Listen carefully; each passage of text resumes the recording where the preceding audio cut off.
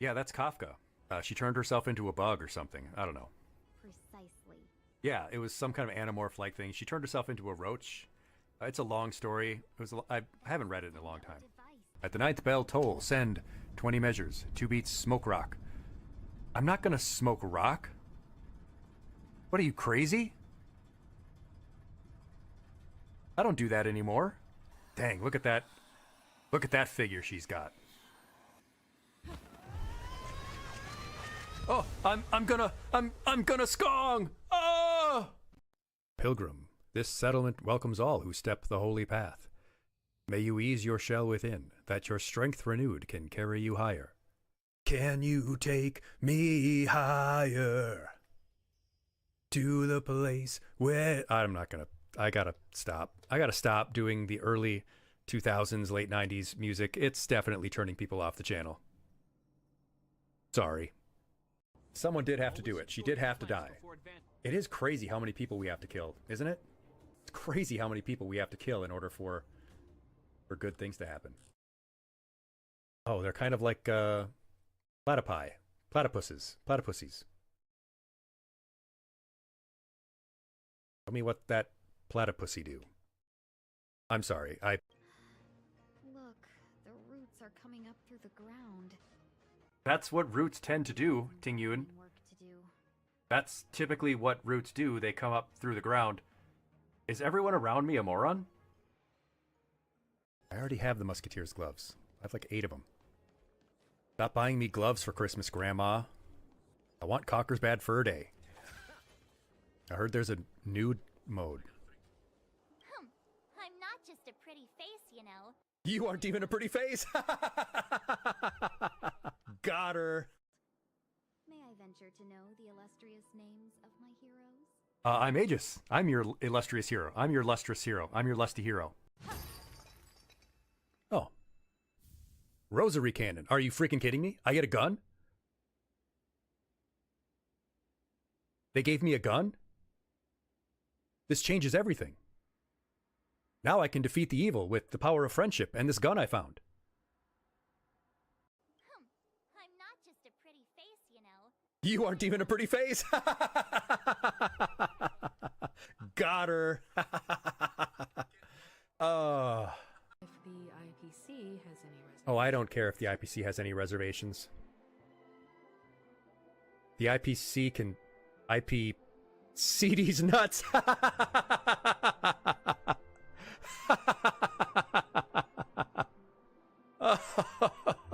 Oh. Again, just like America, you can't just sleep anywhere, you have to pay. A smith, hardly so crude. We are forged, daughter. How can a pointy bug not tell? Don't call me a pointy bug. I'm a spider. I'm a proud spider. Then we'll construct them. But you'll provide the materials and compensation for our time. I will always pay you for your labor. I will never ask for free labor. But I don't actually have any money for you. So many labs and universities and researchers worldwide would have to be colluding for a long time to suppress this. It just doesn't seem feasible. And to what end? Because they, I guess, want more people to have autism? That takes us back to our first slide on these conspiracies. To what end? Who benefits? Model railroad manufacturers? A lot of goodies with you. Let poor old Snitchfly have a quick look. No touchy. Oh, what a rotten turn. Keep your nasty junk to yourself then. You're the one who seems like you have trouble keeping your junk to yourself. If you know what I mean. Focus, Yang. You travel with Mr. Yang, he'll give you a thesis on everything he sees. If you have the patience to let him go on and on. March, I'm trying to be nice to my friend Welt. He's one of the people I like. You need to clam up your clam hole. Right. I apologize if I aroused you from some deep slumber. Slumber, long sleep, but now is the waking. Oh, she's woke. Growth, time of birth. The time of birth approaches, and she's preggers.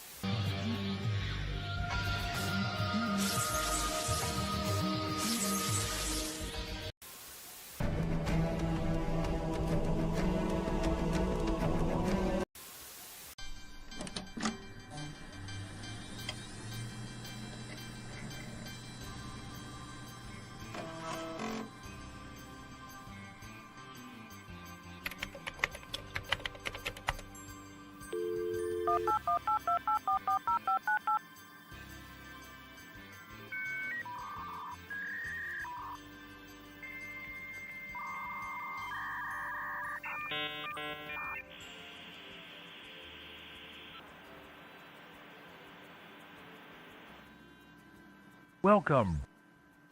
You've got mail.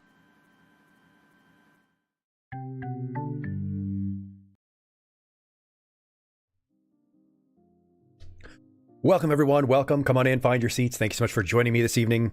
Hello, hello. My name is Mr. Aegis, and I will be your teacher for this session. Yes, indeed. It is going to be our Valentine's Day lesson. It's not Valentine's Day today, but it's tomorrow, so I guess I'll give you at least 24 hours to prepare for applying what we're going to learn today for Valentine's Day. But for now, let's just relax and let the rest of the students pile on in. Those who will be late, of course. Hello, Jetstream Sam. Hello, Aiko. Hello, Rao. Yeah, Rao, you are on some pain management. I see. What happened?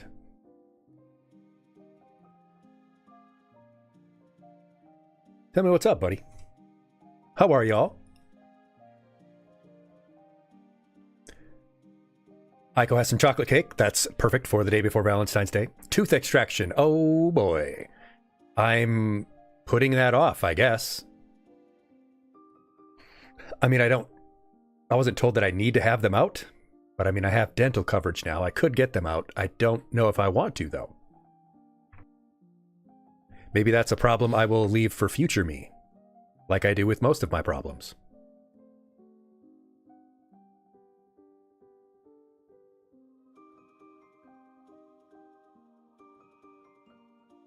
I mean, I've already had enough pain this week, so I can't even really consider it. Threw my back out at the beginning of the week. Just now, within the last few hours, it's started to dissipate. So I spent most of this week pretty miserable. I hope things go quickly for you. Hopefully the hydrocodone helps. Yeah, it's been a pretty painful few weeks there, Sam. Pretty bad. Pretty bad start to the year, I would have to say. Not great. I'm gonna give it a light 6. Maybe a solid 5 so far. February, though, so far the first 2 weeks in February, pretty dismal for me, I gotta say. Not my favorite couple of weeks. And Dragon's here as well. And Podima, a little bit late, that's okay. My back is still a little bit sore, but I can tell it's a nerve thing because as soon as the swelling has started to go down enough, the pain is dissipating. If it had been a tear or something, it would still be quite painful. Yours is worse? Oh no. Neck pain, stomach cramps, and you failed a quiz? Well, like, you can't blame yourself too hard for that. A quiz under those conditions is completely unfair.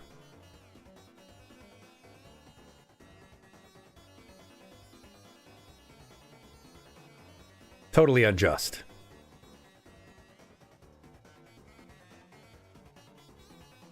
But I hope you're getting some attention for it. Neck pain is something to take seriously. Sometimes can be a symptom.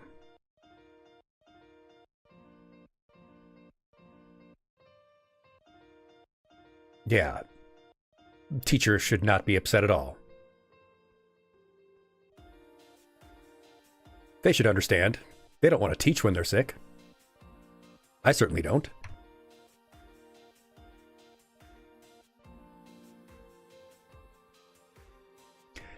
Yeah, I keep telling myself, Rao, I'm going to learn my lesson this time. I'm going to make sure this doesn't happen again. Yes, I promise you. Me, future me. I promise myself and everyone else. And the stars above, I will not take it for granted this time.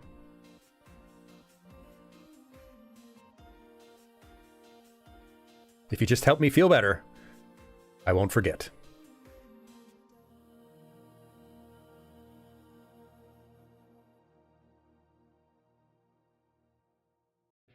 It is. It's a real pain.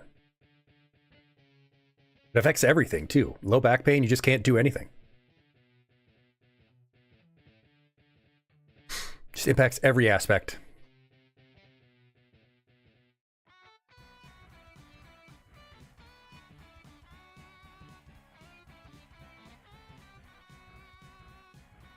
I was just cleaning out the ferret cage, too.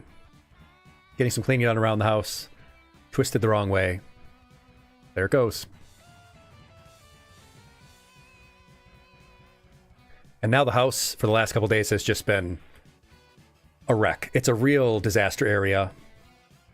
Probably not comparative to some people's living conditions, but for me, it's an absolute mess. It's a nightmare. One of the reasons I was looking so forward to feeling better was being able to clean. Oh! That'll help me feel better. An apple a day, thanks. Thanks, Sam. Hey, I'm walking over here. I cooked a pizza, hey! What? I didn't have the dexterity to dodge that.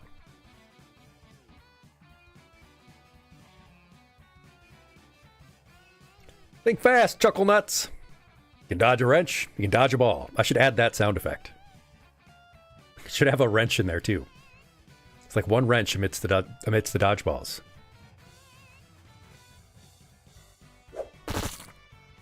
Oh, I only got hit with 4 of the 5. One of them did miss. But we're not doing any piss jar throwing. Sniper. Sniper.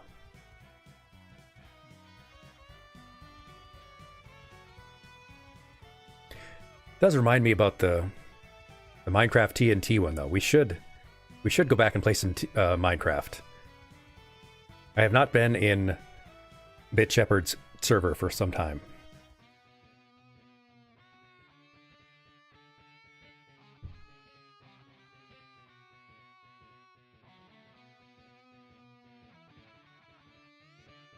Oh, that's an ad lib. That's a brilliant ad lib, Rao.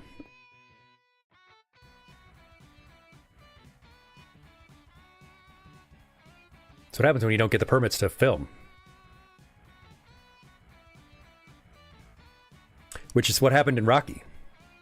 When Rocky's running up the steps, they didn't get permission to film. They just did it. Which is why he was like, I'm just going to get in there and get this take and get out of here.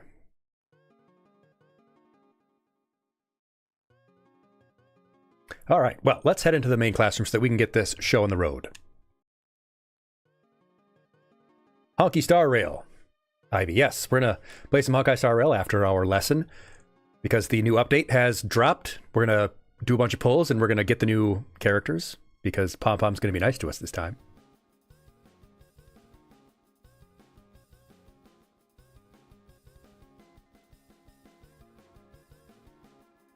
At least they better.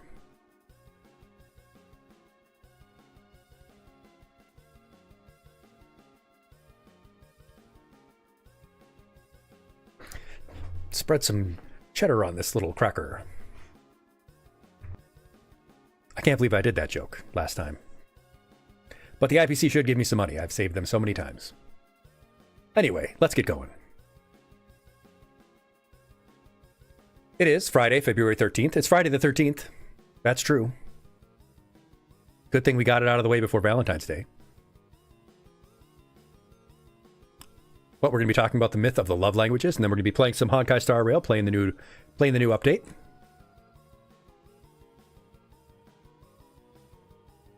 What's the category on? Honkai Star Rail?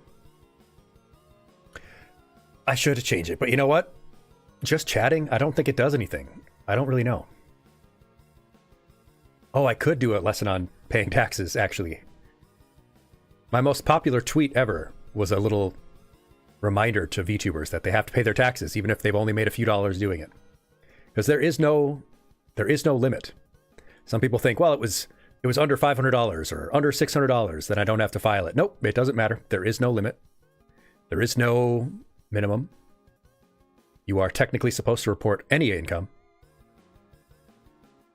There's certain ways that you're supposed to report that kind of entrepreneur or self-employed income.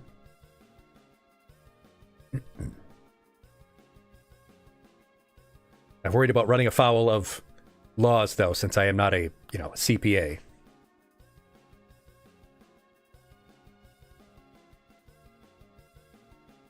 Yeah, if you get paid in kind or paid in services or something, It's a different story.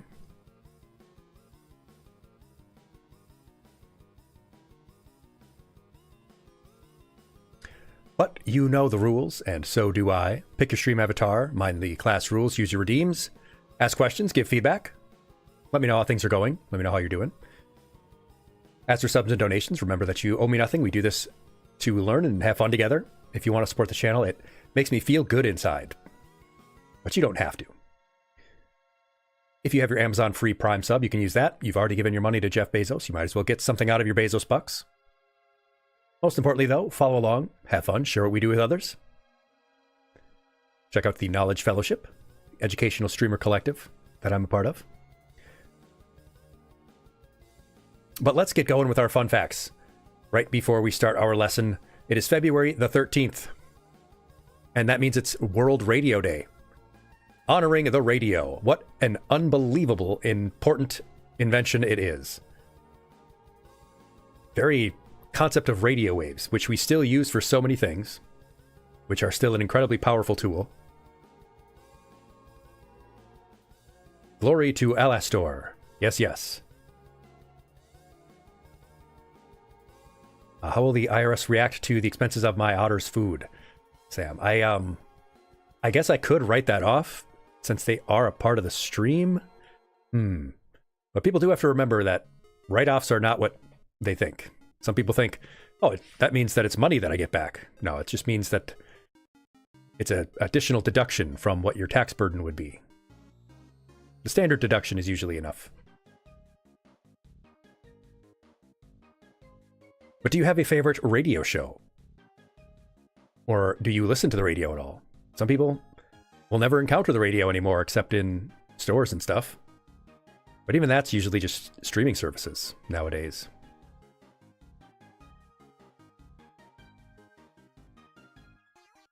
You broke your radio, Sam? But why? Oh no! Our table! It's broken! Shout out to the NPR. Yes, yes. For some reason, I thought that said NCR or was going to be NCR. I don't know. Shout out to the NPR. Yes, yes. Hello, Dr. Phil. Dr. Philly. Dr. Philly Radica. Oh, I gotta update our emotes. I gotta update the emotes. Yes, yes, Rao. Write-offs lower your taxable income.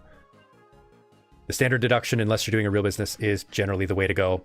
Line iteming everything. You gotta make sure that you have everything in good detail and that you have all of your receipts and that you can pretty easily document what its purpose is in your business purpose. NCR radio, yes, that is something we could enjoy. And yes, Ponima, podcasts. Some of those old radio shows hold up. Back when we didn't have TV. I'm not that old. I'm a 90s kid, not a 50s kid.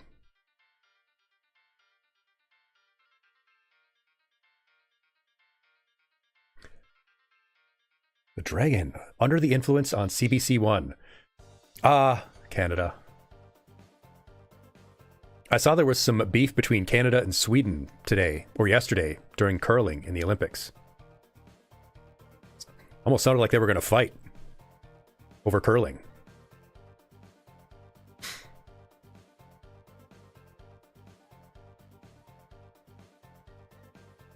What else is it today? Oh, that's right. In addition to being World Radio Day, it's National Crab Rangoon Day. It is National Crab Rangoon Day. Rise up, Gooners. Gooners, rise up. It is your day. National Crab Rangoon Day. Delicious, delicious, creamy crab rangoon. Mmm.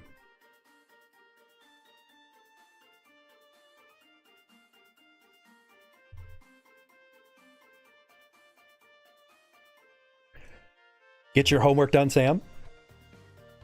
Don't come back until you're done. Or do, if you can handle it. Why would they fight over styling? I don't know. Swedes not necessarily known for their amazing hairstyle.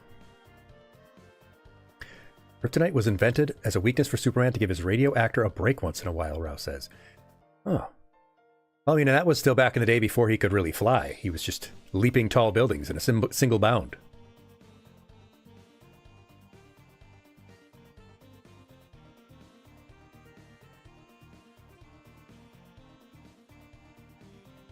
Well, I hate to interrupt one of my favorite songs of all of Deltarune, Field of Hopes, but we do need to do our breathing exercise.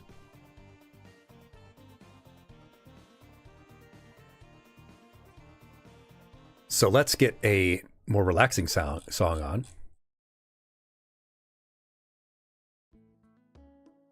So that we can do our breathing exercise. You know how it goes. Sit up nice and straight. Unclench your jaw and your shoulders and anything else that might be clenched. And then you take one hand, or paw, or claw, or talon, or tentacle, or hoof, and you put it over your heart, just like they do in Honkai Star Rail. And then you take another hand, or paw, or claw, or talon, or tentacle, or hoof, or tail, or something, and you put it over your abdomen. Because we want to feel our heartbeat, and we want to feel our abdomen rise and fall. Because we breathe so shallow and so rapid in the modern world, we want to pull the air down deep from the diaphragm. We're going to breathe in through our nose for 4 seconds in this exercise. We're going to hold it gently for 5 seconds. And then we're going to exhale slowly for 6 seconds. We're going to do this 4, 5, 6 breathing exercise in time with the little GIF on the screen. When the pink ball is at the top is when you start. The dark green section is where we breathe in. The white section is where we breathe, or when we hold it. And the light green section is where we exhale. We're going to wait for it to get to the top, and then we'll begin. We'll just take 3 deep breaths together. So go ahead and do this with me. Follow along. We'll get relaxed for the lesson. All right. Ready? And breathe in. 2, 3, 4, and hold it. And exhale, nice and slow. And then breathe in. 2, 3, 4, and hold it. Exhale, nice and slow, but all the way out. One more time around. Breathe in.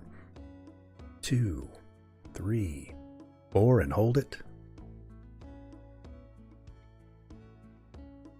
And exhale all the way out. Don't leave any stale air in your lungs. And there you go. Resume breathing normally. This is a great exercise to help lower your blood pressure, bring your heart rate down. You can work this exercise into your daily life, and I suggest you try. Rapid shallow breathing can lead to a host of problems, and breathing too fast, too shallow, can leave you more physiologically susceptible to stress and anxiety. So one of the simplest things that you can do to improve your mental well-being is to just take a moment now and then and slow down your breathing.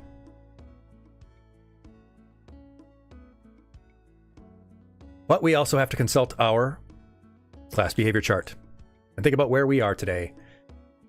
This will probably be the last time we have our old behavior charts up, saying goodbye to those this year. And hello to the new one. And hello to this new one, all nice and fancy and lit up. Currently, none of you think that you are Angusi,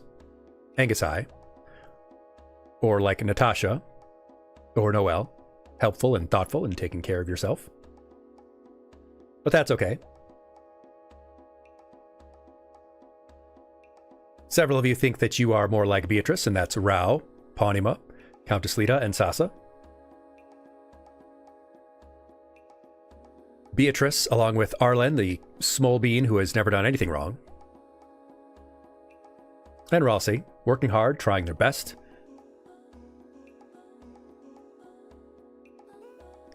And then Greg, the slacker, the troublemaker, like Caro and Ufi and myself, and Ralsei Reich, and Pitch Dark Hook the Black, and Susie. Yes, yes. And all the way down at the bottom, May Borowski with Utopia Tree, Snowfox, and Dr. Phil. And Sampo, of course, down in the trash there where they belong. And Chris.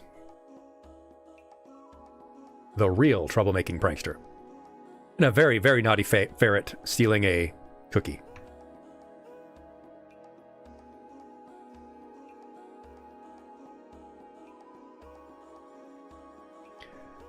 But you know how the behavior chart goes. If you're not on the chart and you would like to be, you just let me know, and I will put your name on a clip and add you. And then before each stream, I update it with wherever you think you belong. Just a little way for you to reflect on how you're doing lately. Recognizing yourself when you're doing really well, and being honest with yourself when you think, you know what, I could be doing better.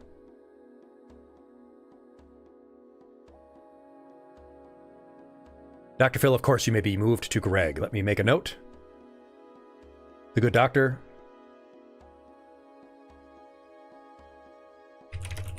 Dr. Phil to Greg Lee.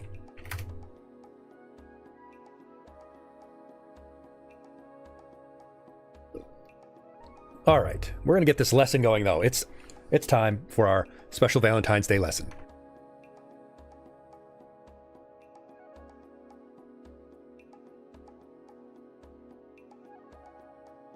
Welcome, everyone. Welcome. Thank you so much for joining me this evening. My name is Mr. Aegis, and I will be your teacher for this session. I am a health teacher in the real world, and I stream indie games, classic games, first-time playthroughs, and I give health and wellness lessons. Tonight's health and wellness lesson is about the love language myth. Tomorrow is Valentine's Day, so we're going to be talking about this pervasive and persistent pop psych myth, the 5 love languages. The first question that we have to ask, of course, then is, have you heard of them? Do you know what the love languages are? Have you heard of this concept? Yes? No? What is love? Are you familiar with it? Pawnima is? Baby, don't hurt me. Don't hurt me. No more.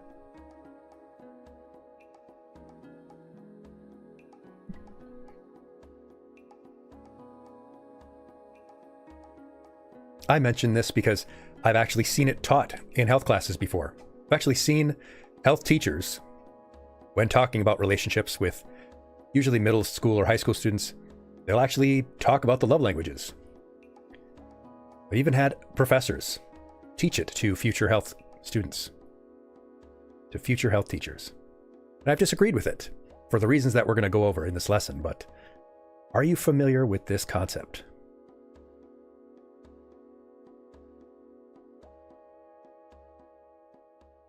Hello, hello, hello.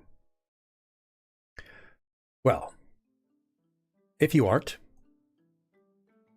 the 5 love languages, you might be wondering where this idea comes from. Well, this comes from a book published in 1992 by a Baptist church staffer. Not a preacher, not a counselor at the church, but just a staff member of this church that had apparently helped some couples out, talked to them about their relationship, about their marriages, and then wrote a book about them that he called The 5 Love Languages. Its author was named Gary Chapman. And it lasted 50 weeks on the bestseller list. Routinely makes a resurgence and spends even more time there. In this book, he categorized different ways in which he felt people communicated romantically.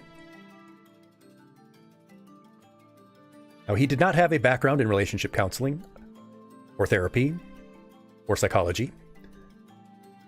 But the basis of his work, then, is, unsurprisingly, love and marriage from a religious background. Specifically, and putting it very simply, in descriptive terms, a fundamentalist, evangelical, and Protestant Christian marriage perspective. And that's not inherently the negative aspect, but in broad strokes, the core of that work was just to categorize different communication methods, and these were the 5 that he came up with. Now, this concept had exploded shortly after.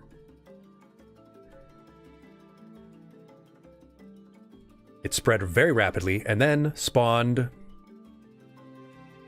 about 1 billion derivations. You might have seen the term, the 5 love languages of blank, or the love languages of some concept. There's books about the 5 love languages in the gym, in the workplace, the 5 love languages of children, the 5 love languages of marketing. I saw a paper called the 5 love languages of prostate cancer practitioner or something like that. You'll see just the wildest applications of this concept. And as Rao points out, it is very chicken soup for the blank-coded marketing. And that's exactly what it is.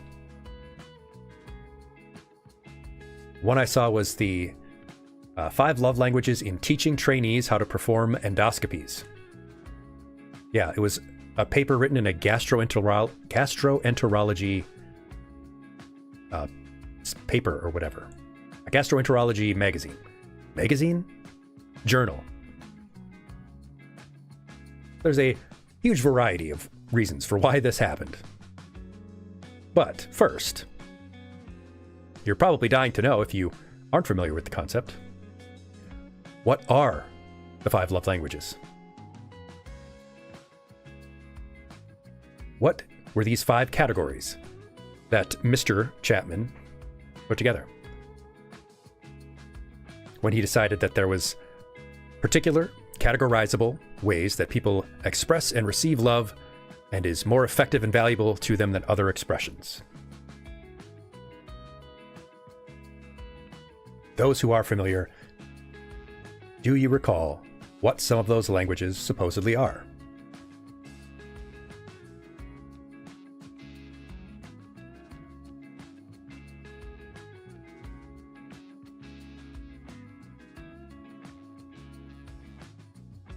I'll give you one that I think people tend to forget. One of them is words of affirmation.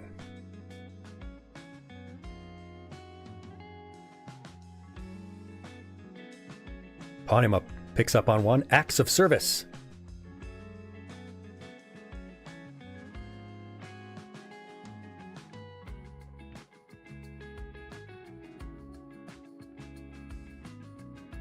Rao hits it on the head with one, receiving gifts.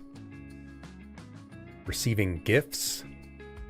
Ivy, time together, quality time, that is the next one, yes, yes.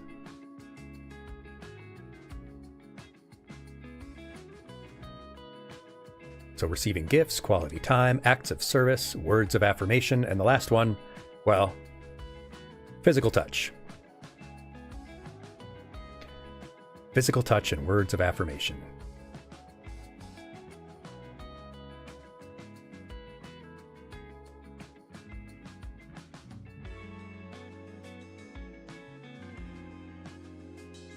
So those are the 5 categories: receiving gifts, quality time, acts of service, physical touch, and words of affirmation.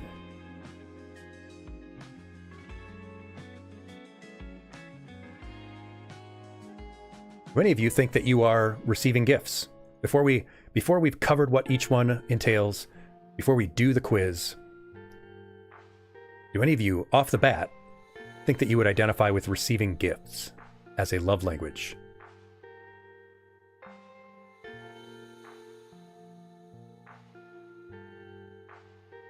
This is what the author originally called visual symbols of love. It's said that if you feel appreciated and valued when someone thinks enough of you to get you something, your love language is this one. Or conversely, if you feel that getting something for someone is how to best show your feelings, this may be how you best express love. For example, if you were to buy someone a bunch of stellar jade. This one makes Ivy feel guilty, which not too uncommon, I think.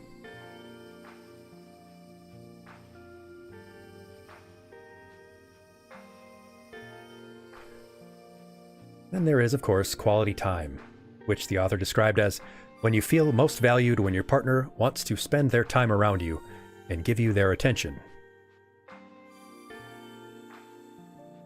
Like these two goobers, spending their time together.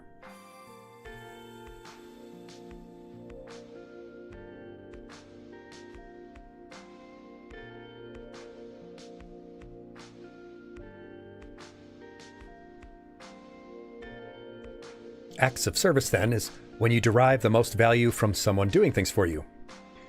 Usually described as things like chores, like cooking, or laundry, or doing the dishes, or taking out the trash, sharing workload, doing the cleaning. Yes, yes, yes. And of course, physical touch, which in most people's eyes refers to physical intimacy, sex, but also other forms of physical affection. Like this lewd holding hands.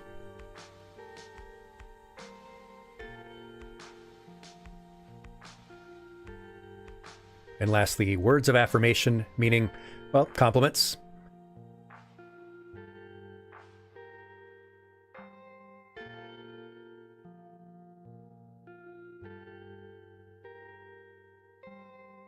Verbally appreciating someone, praise. It can be words, it can be notes, it can be letters. Basically, but much more deeply, affirming things about the person that you appreciate. Their behaviors, their attributes, affirming the things that they do for you, communicating your appreciation for them in some verbal way.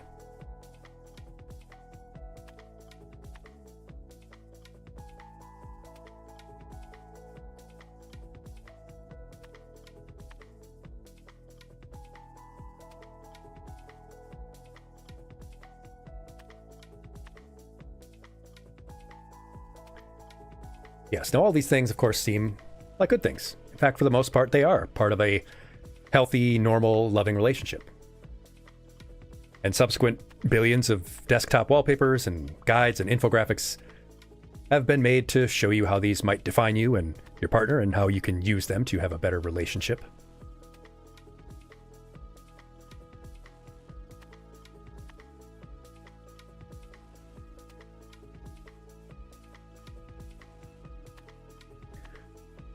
But you probably want to take the test if you haven't. So why don't we take the test together first? We've talked about the fact that this author has put forth 5 potential love languages and what each love language is. So why don't we take this quiz together first?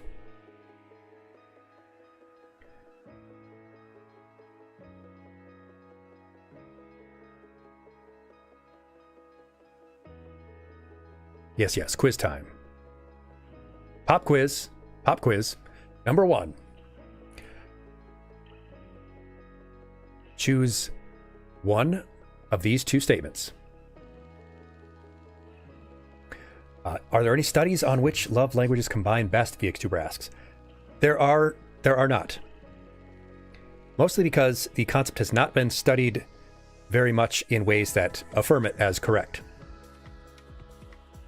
After we take this quiz, I have a couple of studies that I'm going to mention that will talk about the results of the application itself. That is, does it work at all?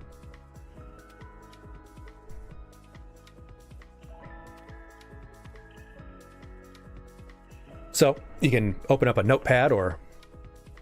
Yes, that's right. Damply this guy is a pastor. So we're going to break down, well, the things that he got wrong. Because a lot of the studies that have been done, a lot of the formal research studies that have been done, have not found very solid results using this. So we have a couple of studies that I have collected and we'll talk about. And some of the reasons why it may not work for everyone. And then we'll talk about a relationship psychology method that is potentially better. So the first statement. I like it. The first statement. Choose one of these 2. I like to receive notes of affirmation from you. Or, I like it when you hug me. Which of those 2 do you think best describes you?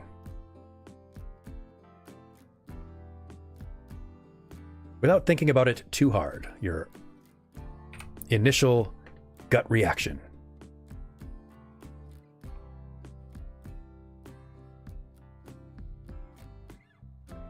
And then number 2. I like to spend one-on-one time with you, or I feel loved when you give me practical help.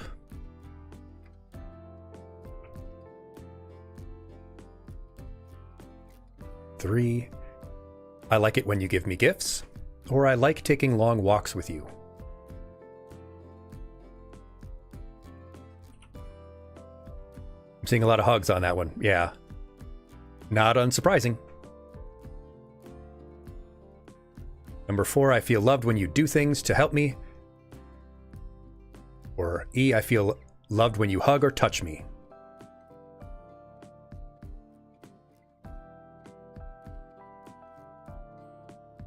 Number 5, I feel loved when you hold me in your arms. Or C, I feel loved when I receive a gift from you.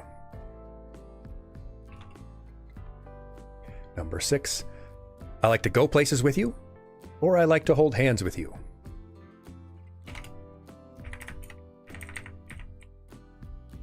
Seven, I feel loved when you acknowledge me, or visible symbols of love, like gifts, are very important to me.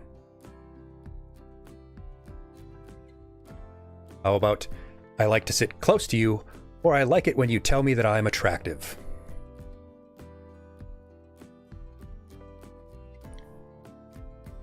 Nine, I like to spend time with you, or I like to receive little gifts from you.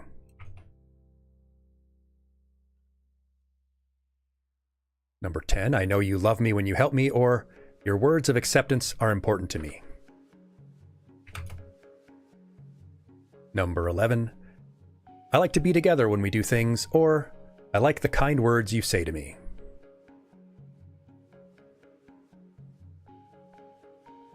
Number 12, I feel whole when we hug, or what you do affects me more than what you say.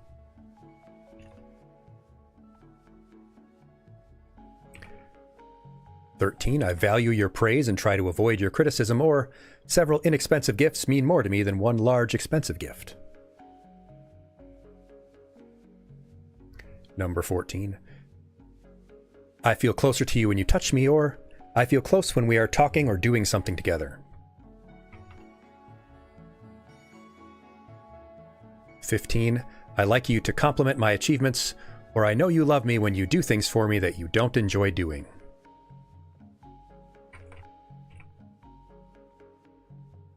And 16, I like for you to touch me when you walk by, or I like when you listen to me sympathetically.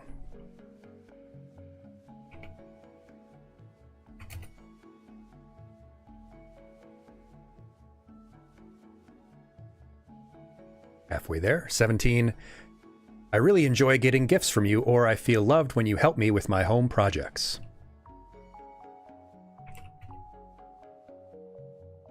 18, I like when you compliment my appearance, or I feel loved when you take the time to understand my feelings. 19, I feel secure when you are touching me, or your acts of service make me feel loved. 20, I appreciate the many things you do for me, or I like receiving the gifts that you make. 21, I really enjoy the feeling I get when you give me your undivided attention, or I really enjoy the feeling I get when you do some act of service for me. 22, I feel loved when you celebrate my birthday with a gift, or I feel loved when you celebrate my birthday with meaningful words. 23, I feel loved when you help me out with my chores, or I know you are thinking of me when you give me a gift. 24, I appreciate it when you remember special days with a gift, or I appreciate it when you listen patiently and don't interrupt me. 25, I enjoy extended trips with you, or I like to know that you are concerned enough to help me with my daily task. 26, kissing me unexpectedly makes me feel loved, or giving me a gift for no occasion makes me feel loved. 27, I like to be told that you appreciate me, or I like for you to look at me when we are talking. 28, your gifts are always special to me, or I feel loved when you kiss me. 29. I feel loved when you tell me how much you appreciate me, or I feel loved when you enthusiastically do a task I have requested. And lastly, I need to be hugged by you every day, or I need your affirmation daily. Let's count these up.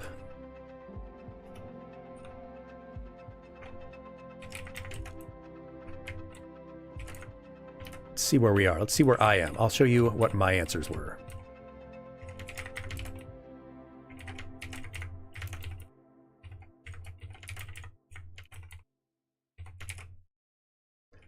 Let's see. What did you get as you count these up for yourself?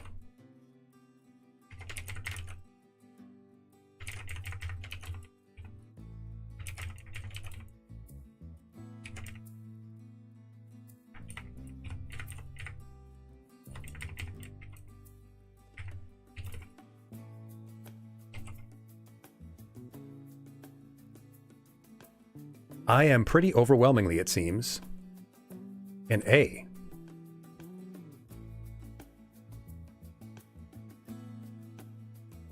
I had 10 A's. So it would seem that words of affirmation would be mine.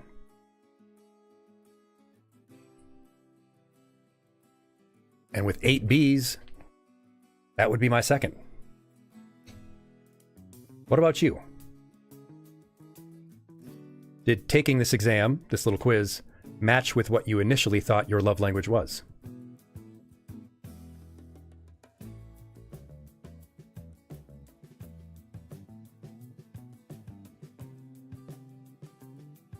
Of course, I've taken this kind of quiz a lot. I've been given this lesson a few times, but the Vtuber's results are mostly B's, 10 B's. So a quality time love language. Quality time for Ivy as well.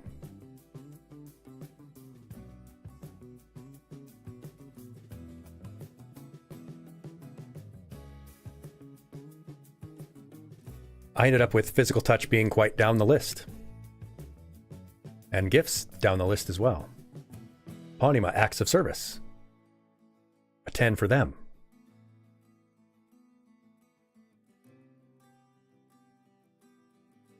So a big variation between us.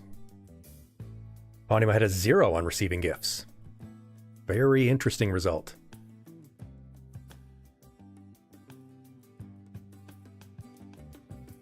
So, if you had a strong opinion on the love languages going in, just know that it's okay to disagree with me and for what my opinions are about to be, the information we're about to talk about.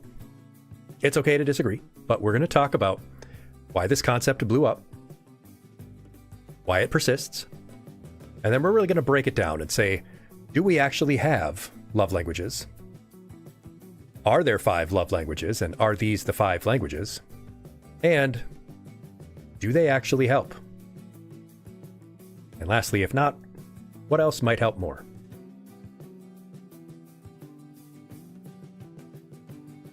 So firstly, why? Why did this concept explode, and why does it persist? Well, it was a perfect storm of things during that time period in 1992. The first major reason why this concept exploded is that it is very fun-sounding pop psychology. It sounds legit. It sounds like psychology. The author did not have a background in psychology. They, at the time, did not have any education, did not have any certification of any kind, no qualifications to speak of. But it sounded like psychology.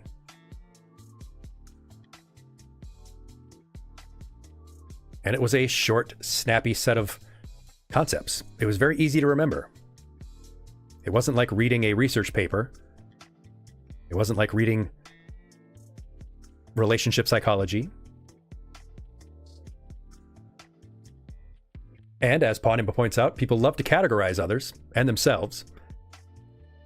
We actually love boxes. People will think they don't like to be put in boxes, but honestly, people actually really do like to be put in boxes. in some cases. They like to know that there's a category that they belong to, that, hey, this is me. I identify with this. There are people like me. It's a simple way to give people a sense of identity and to feel like we can better understand others. It's the reason why people love their Myers-Briggs results. Oh, I'm an INTJ, or I'm an ENFP. It's why people sort themselves into Hogwarts houses. And naturally, the fact that it's about something as important as love and relationships makes it an even more attractive concept, so to speak. Love sells. It's a pretty major, important thing. Yes, Dragon, people like to put themselves into boxes. They may not necessarily like others to tell them what they are, but we like to think about it for ourselves. And it came at just the right time. Self-help and reading these kinds of books was a rocket just taking off. Yes, every Reddit moderator damply do is an INTJ. Push the glasses up on their nose. Actually. Exactly.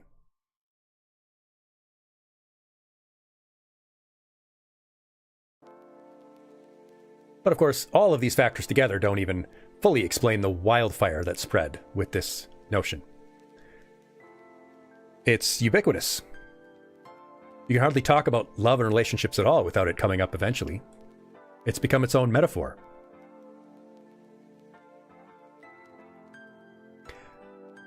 Just because all of these things on the screen are true doesn't necessarily mean that the concept is incorrect. So we'll still ask ourselves, is there any truth to this notion that Chapman put forth, and that so many millions of relationship gurus have advocated for, and have made variations of, and have made a whole lot of money talking about?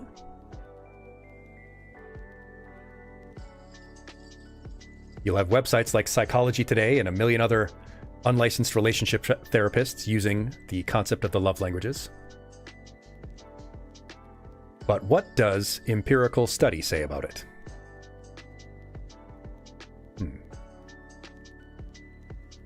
There's still more to talk about. It doesn't hurt that the concept was perfect for the internet, right? It was perfect for the emerging internet. Rapidly digestible, easily spreadable. Quick little fun quizzes that people take, like, what are my Pokemon types? What is my Hogwarts house?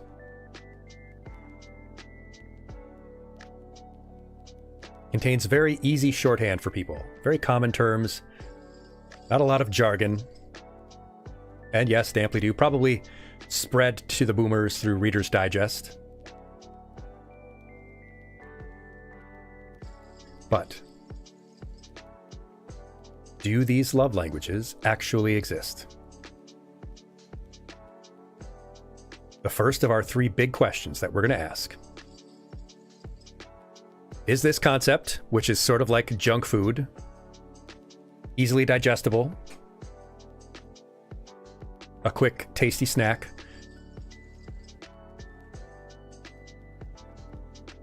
do they exist? Well, the results of studies on the love languages show that most people endorse multiple love languages.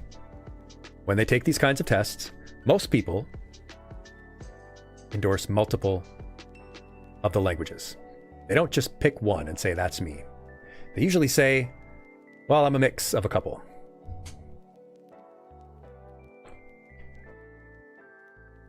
A couple of these studies, Bunt and Hazelwood, 2017, and Cook et al., 2013, say that the results provide limited evidence that love language alignment promotes satisfaction. Most people endorse multiple of the languages. Many people endorse them all and say, yeah, I like them all. They're all good. Maybe one a little bit more than another, but for the most part, all of them.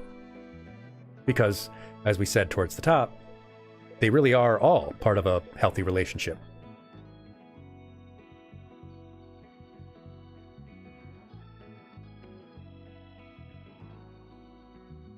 people's preferences can shift.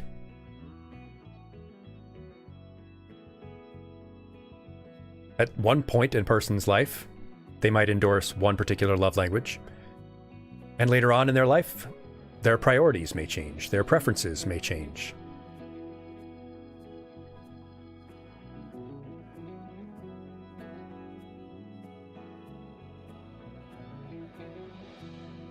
When people take this test,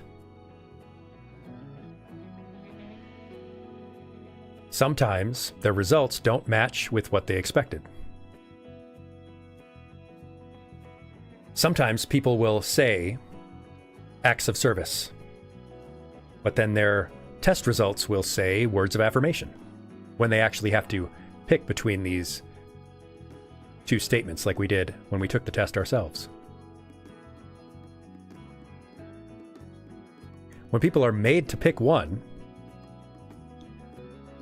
when they are told, just pick one of the 5,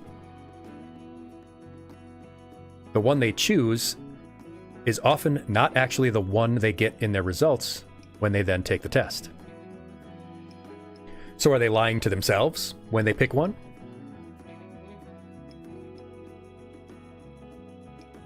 Or is it the test results themselves that aren't accurate?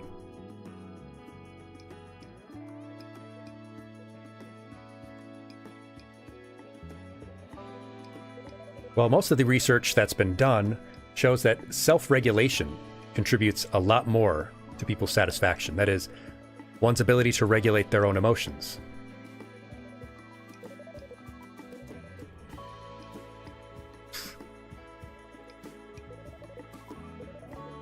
Sometimes, research, in particular Cook et al., they did find 5 love languages that matched with their participants' style of communication in romantic relationships. But they weren't the 5 languages that Chapman made up.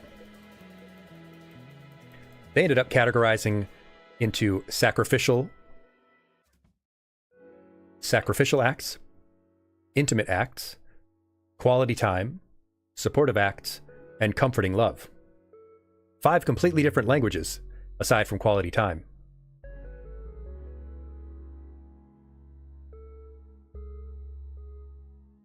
So some studies say people don't actually have a love language, or these aren't the love languages, or there are different love languages altogether. When people are made to pick one, they aren't connected to what their results are on these tests.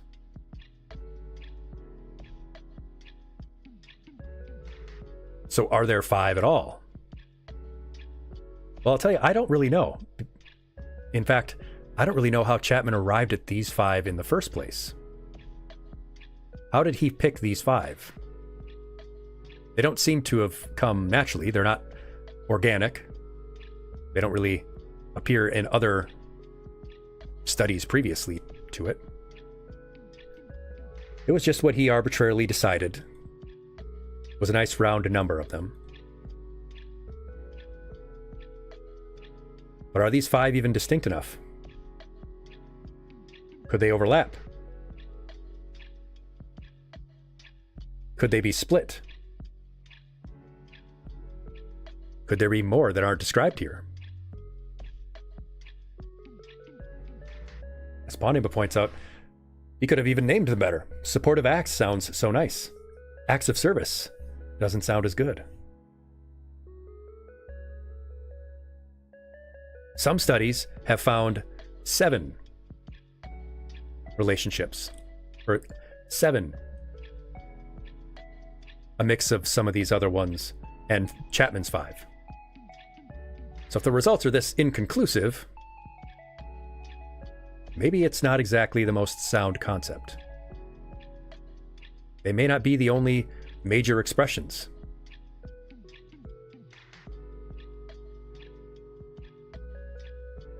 As Ivy points out too, can you spend quality time without any of the other languages being involved?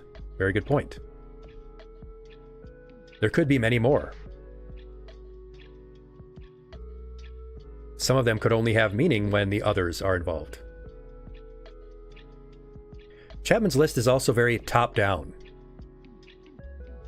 where you are looking at the relationship from above and categorizing people's actions and words into these different subject areas, rather than what the research suggests, which is bottom up. That is, you care about what the words or actions are first. Mikey Uso asks, what is this? Well, this is a lesson that we're giving in advance of Valentine's Day, which is tomorrow. We're talking about the 5 love languages and the myth from this 1992 book that has exploded everywhere and persists today.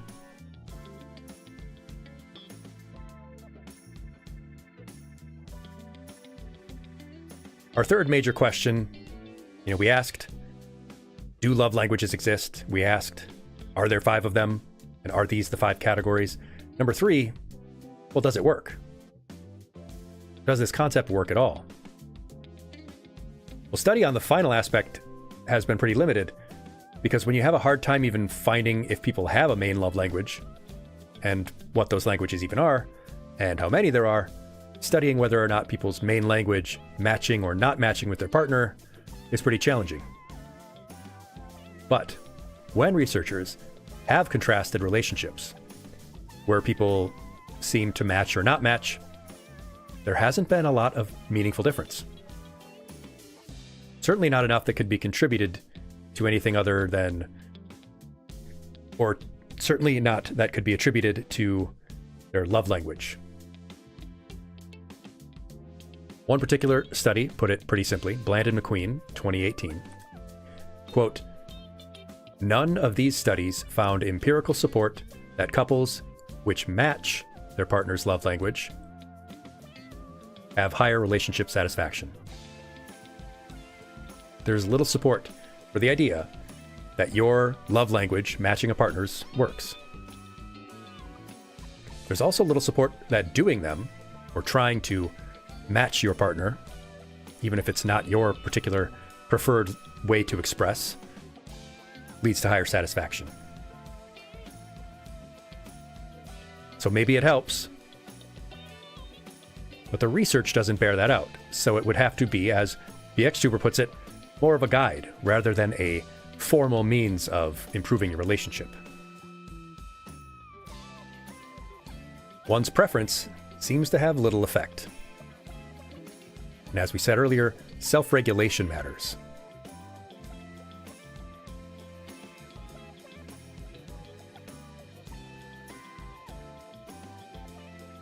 That was Impet et al. In 2024 that said that none of these studies found empirical support that couples in which partners match versus mismatch in their primary love language report higher relationship satisfaction.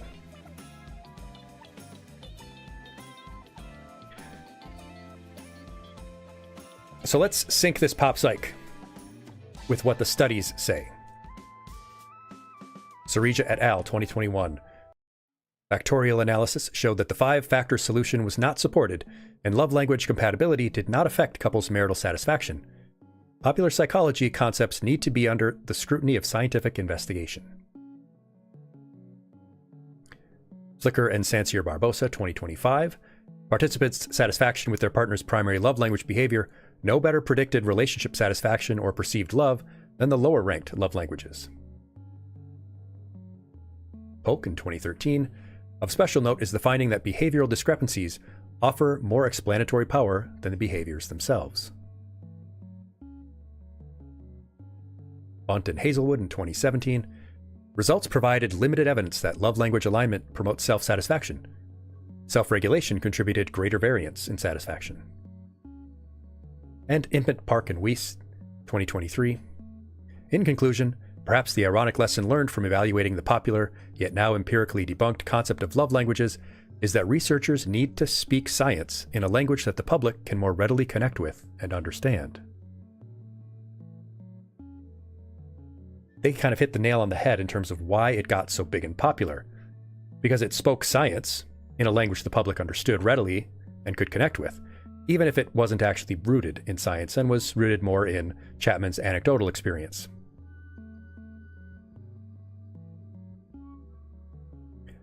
There is one uncomfortable aspect we need to address, though.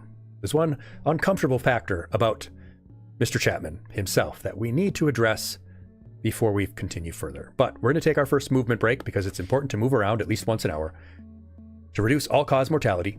So get up, move around, get a snack, grab some water, wash your hands if you use the restroom, please. 1 in 3 people don't wash their hands after they use the restroom.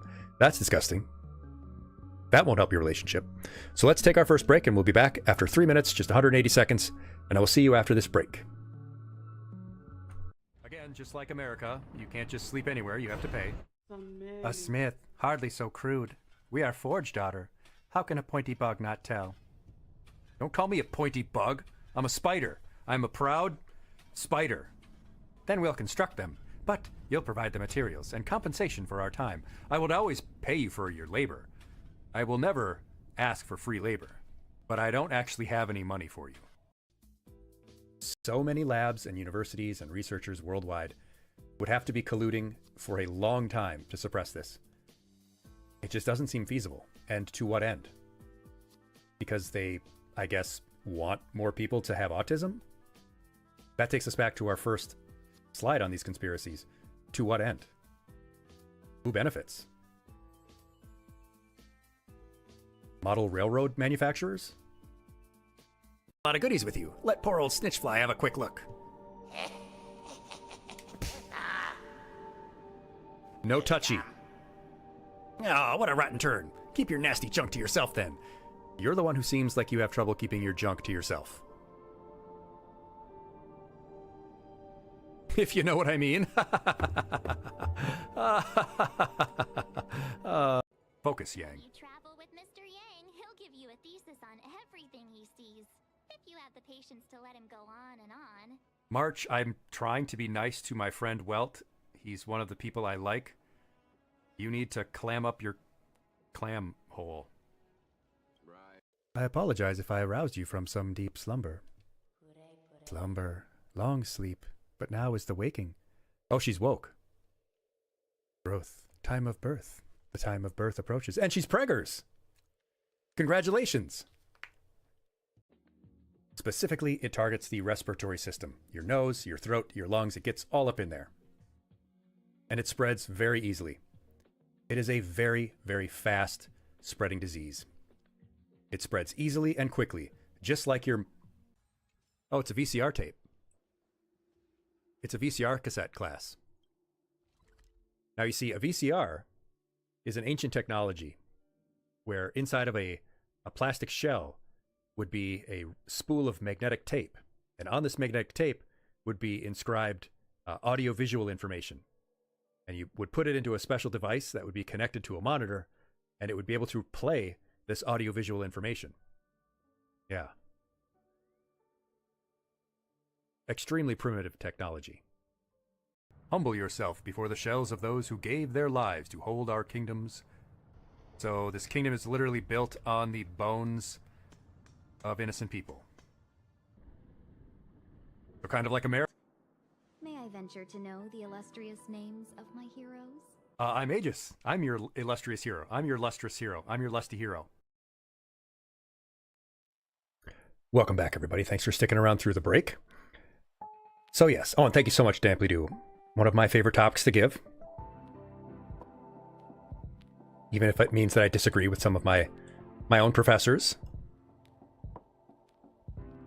Yes, there is one particular dubious, questionable thing about the author themselves that we need to discuss. And how it colors this whole concept. The source themselves, Mr. Chapman, well, they are dubious. Mr. Chapman's entire concept is centered around one particular perspective on love and relationships. Now, given the fact that he wrote this when he was a staffer at a Baptist church, we can guess what that perspective might be. But I think it's encapsulated pretty well by a reader early on. A woman named Anne, who reached out to him as she was having trouble in her marriage. She asked him, she wrote to him, "Is it possible to love someone you hate?" She said that she felt used and not loved during sex. Chapman advised her that, well, his love language must be touch, and that his secondary love language was affirmation, and so he told her that she should affirm him and stop verbally complaining, that she should take more initiative in sex, and that she should surprise him by being sexually aggressive.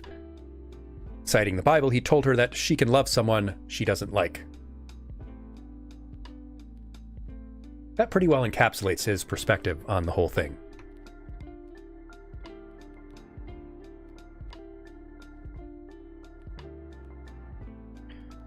Because yes, his perspective came from one fairly narrow socio-cultural idea of sex and love and relationships.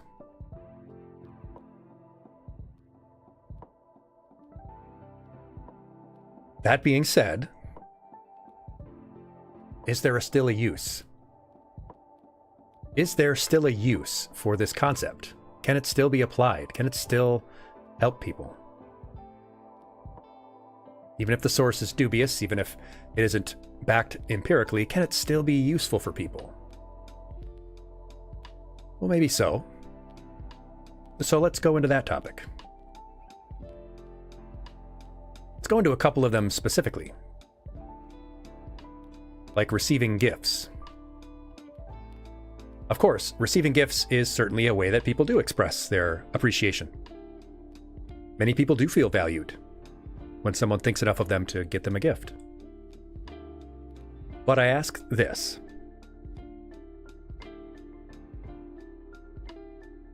What the gift is, who it's from, when they give it to you, where they gave it to you, why they gave it to you, which of these matters most? What's the most important factor in receiving gifts? I'll put it like this. Let's say I love to get gifts. Let's say that I grew up without very much, which would be true. So today, when someone sacrifices out of what they have to give to me, it means a lot. But I only like practical gifts. Maybe growing up without much makes me value useful and practical gifts a lot. But I find little luxuries to be useless and wasteful. Is my love language receiving gifts? Let's say I answer and I get 12. Let's say I get 12 on receiving gifts when I take the test, more than anything else. Receiving gifts would be listed as my love language, but I only like certain kinds of gifts. And in fact, I strongly dislike other kinds of gifts. Yes, Raul, receiving tools. If I got a big case of Snap-on tools, maybe I would love that. But if someone got me a fancy watch, I would be like, can we take this back and get a down payment on a new car or something? As Ivy says, context and intent. Is it even the gift that matters at all? For that matter, and I like to do this switcheroo. Let's say I have the exact same background with the exact same results, but growing up without a whole lot, I only ever got practical gifts, shoes and socks.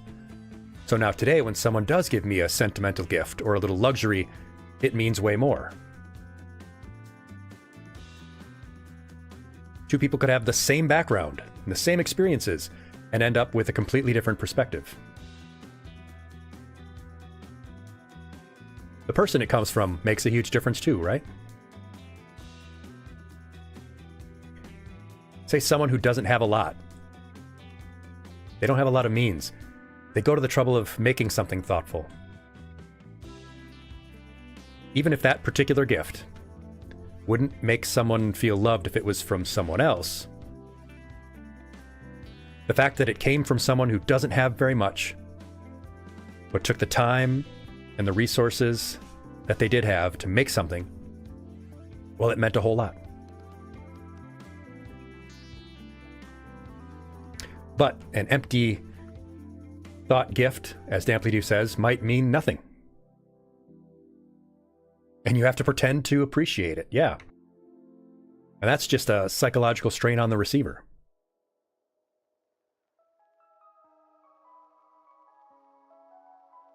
Someone's so-called love language might not be receiving gifts at all, but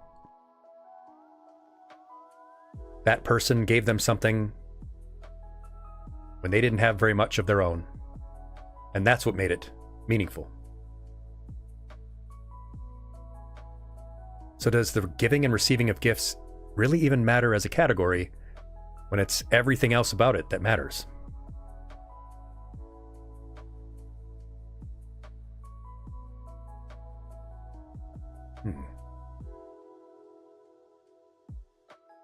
Yes, Ivy, there's a reason I'd say I'd rather do Christmas without gifts at all. Because you could do a lot of other things on Christmas, like quality time. One of the most puzzling ones because of the very question you asked earlier. Can you even do quality time that doesn't involve some of these other languages? For example, I'm a pretty solitary person. I don't need a lot of a partner's time. But when I do sometimes need that emotional support, when I get into a funk, that person being there for me would mean far more than a dozen times longer during my normal periods. So if I were to ask you what quality time means to you, what would your answer be? A movie? Something else?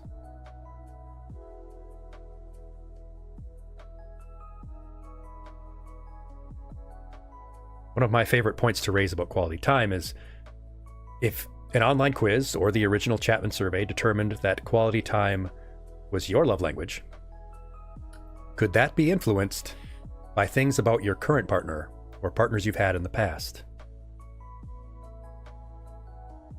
Perhaps a previous partner was not very present, didn't really meet that need. And so now you answer very strongly for quality time on these quizzes.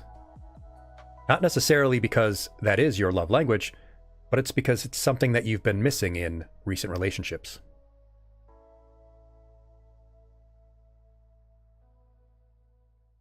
It could be the opposite, though. Perhaps you felt smothered by a past or present partner. And now quality time isn't really that big of a deal. Well, maybe you're getting the exact amount of quality time you need in your relationship with your current partner or a recent partner, so you don't answer very highly on quality time questions.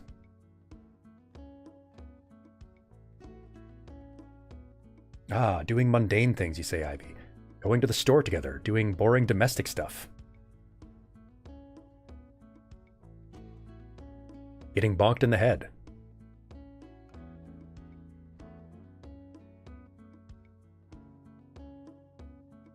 But hey, the quiz told you that this is your love language.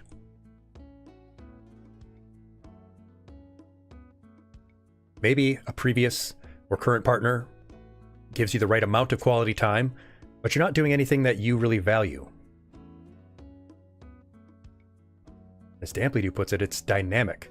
It does change throughout your life.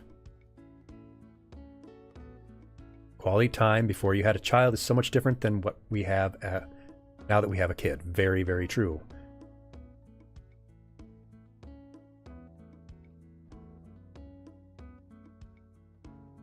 Of course, we do have to talk about physical touch. Naturally, people jump to sex when they think about this.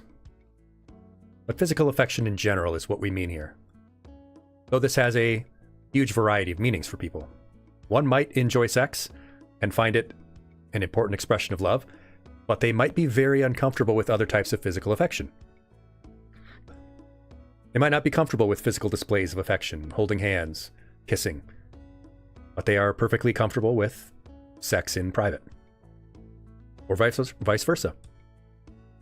They could be a person who enjoys giving their partner sexual or physical affection. They might enjoy satisfying their partner, but they don't really find it all that important for themselves. So is physical touch their love language? Maybe they really enjoy providing satisfaction to their partner, but it's not a huge deal for them. They care a whole lot more about other stuff. Is it their love language or not? What's their motivation for it? Is it for themselves or for their partner? And either is valid. Ivy is not comfortable with PDA, but would be happy to cuddle for hours in private. And maybe that might conflict with someone else's enjoyment. Someone who doesn't really like to cuddle very much, but likes to occasionally show their affection for their partner in public. But that can be worked around.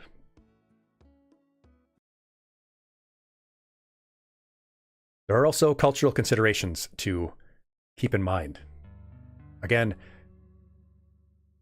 Chapman in his work placed a lot of emphasis on how the woman, because this is completely heterosexual relationship based in his view, he placed a lot of emphasis on the woman providing physical touch to the partner, and strongly emphasized that men would necessarily, preferentially want that from them.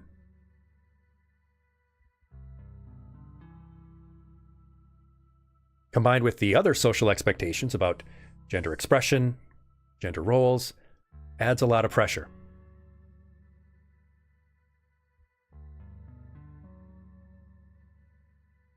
What people are or aren't comfortable with, or what is or is not considered appropriate, varies by culture, varies by society.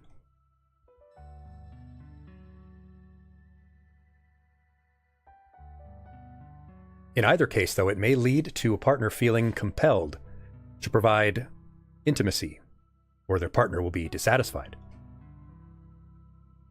And one or the other partner, perhaps influenced by past experiences, past partners, their experiences may be very fluid on this. Their perspective may be very fluid. Maybe previous partners did not provide them with this love language. Cranberry Banana Salad likes our Windows style design. Thank you very much. I really like this sort of straight-laced homage to the old Windows 98 styling. There are some fantastic pixelated versions out there that people are doing. Aesthetics, the sort of retro vibe. I like the straight-up Windows.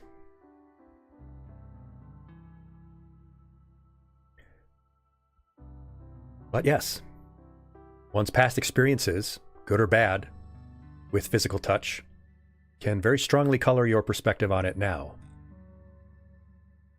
How much do you value it? How important is it to you, or not at all? But I'll leave that for your own consideration.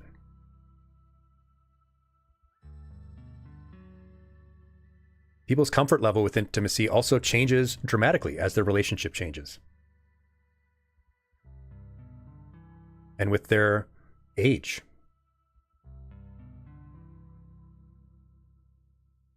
Physical touch may not be as important to them as a love language. Other ways of expressing their affection might become more important to them. But these tests don't really take that into account. Now, all that being said, people do still get enjoyment out of taking these tests. And many people think, and they may be right, well, as long as it's done in a harmless way and it's not something people are seriously basing their relationships on, then it's fine. And that's true. But some people take these kinds of things very seriously. It's not like when someone has a casual interest in their, say, astrological sign, and it's a fun thing to look up, think about. But if you were really making your decisions based on star charts, that could lead you to some problems. There are some negative consequences that research and relationship psychologists have noted when people take these love languages seriously. You might have already deduced what my position on the love languages are, but just because I think that they aren't necessarily a benign, harmless, quirky online quiz that can tell you, what character from Dawson's Creek you are, doesn't mean that it doesn't really have some negative consequences. When we're talking about relationships, especially romantic relationships, this kind of thinking can skew our perspectives. This is one of the reasons why I disagree with this concept being taught in schools, because it is sometimes taught in secondary school, middle and high school. I don't think that we should be planting this idea in students' heads. They're young, they're impressionable, they don't have a lot of experience with relationships, and I get how teachers, professors might see this concept as an easy shorthand to teach them that, hey, there are different ways that people can express their love. I think it can lead to some skewed perspectives. Number one, on these issues it can cause, is that it can be stereotyping and self-reinforcing. Teaching people that they're in a particular box can make them expect certain things from a partner. And telling them to categorize their partners and put them in a box makes them feel like there's certain things they have to do to show them love. The obvious example here is physical touch. Stereotyping and reinforcing to boys that they should want or need sexual satisfaction. Backing themselves into a corner, feeling like they need to give more than they're comfortable.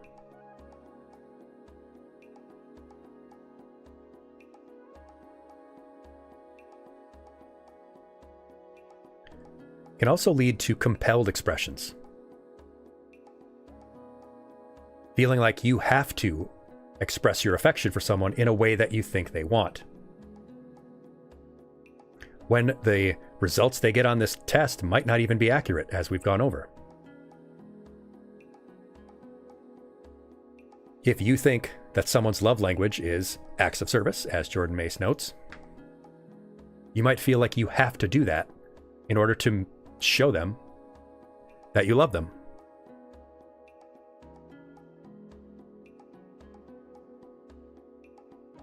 Can also lead to insincere expressions. Doing things not out of love or because you want to, but because that's going to make the person like you. Which might make an action that's perfectly nice to do not actually make the person feel appreciated.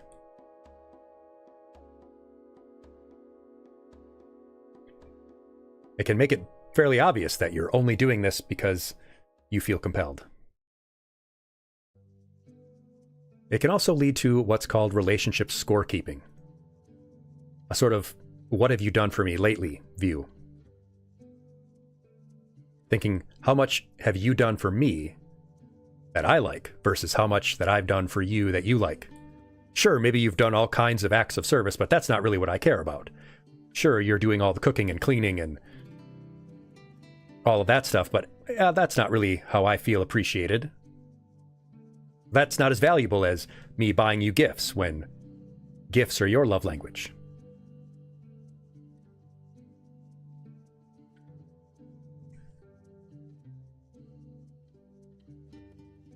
It can also lead to thinking that there are quick fixes. That you can fix a problem in your relationship by doing a big thing or a bunch of things in someone's presumed love language. Lavishing your partner with gifts. Indulging them sexually. Giving them assistance in things. Trying to smooth over something rather than working out a problem. Rather than working out whatever the relationship issue is, simply thinking, well, their love language is such and such, I'll just do that stuff for them.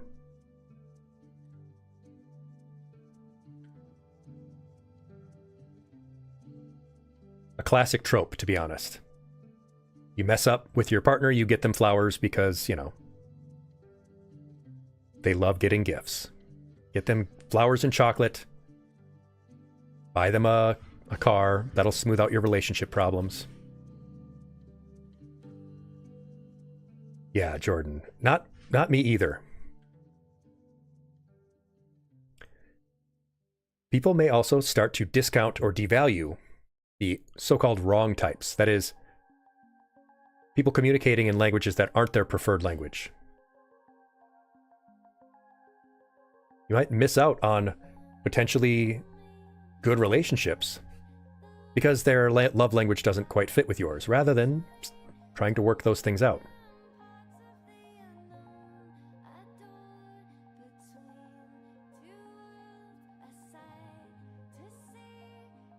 They may fixate on things that they think are their language, or what they think their partner's language is, without thinking about the context and intent that we were talking about earlier. Does that gift mean something because of who it's from, or what it is, or that it was thoughtful?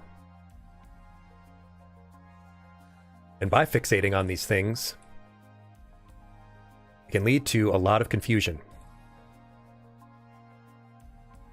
You do something for someone, or you behave towards your partner in a way that you think is their love language, but it doesn't work.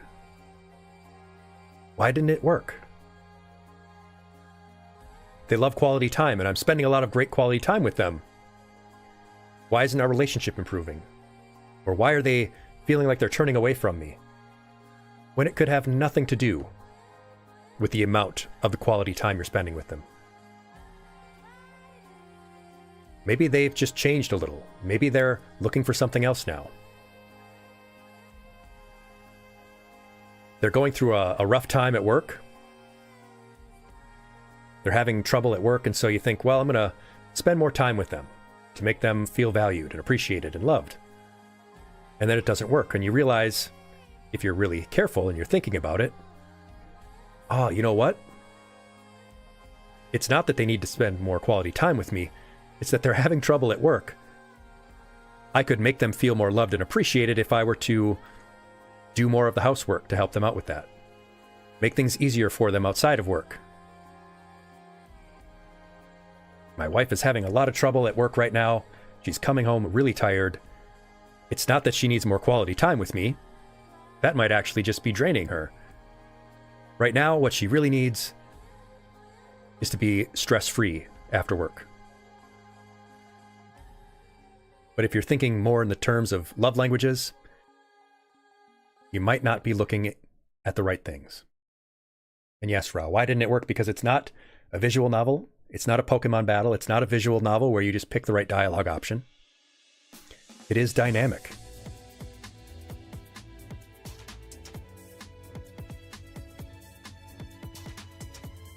Your needs can change over time. As your relationship grows, it might lead you to wanting and needing different things.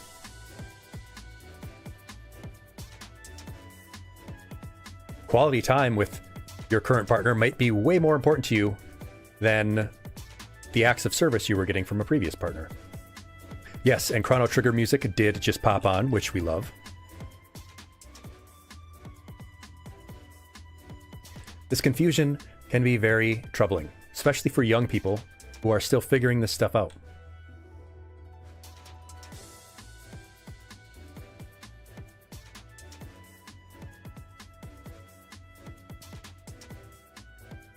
You might have, say, acts of service as a quote-unquote love language, but your partner is doing that. They're meeting that need, and so it doesn't feel like a big deal to you anymore. We're always looking for the things we're missing. So let's recap. It can lead to putting ourselves or others in a box, getting stuck in the stereotypes.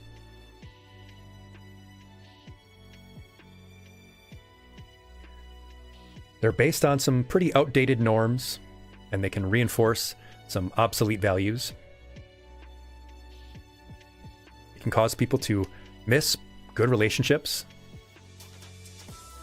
or get stuck fixating on finding the right expression rather than doing what's in their heart. People might end up keeping score. What have you done for me lately? There's huge variation within each of these love languages based on the context and the intent. It can confuse people on, how do I validate my partner? I think that they want me to do this, but why isn't it working? And it's all rooted in one social cultural view, that of Mr. Gary Chapman, As far as the evidence goes, there's little evidence that we have love languages.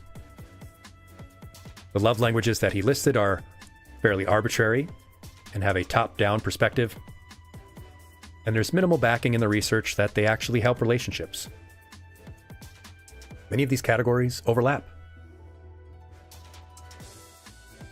Expressions of any language in some of this research shows an improved relationship.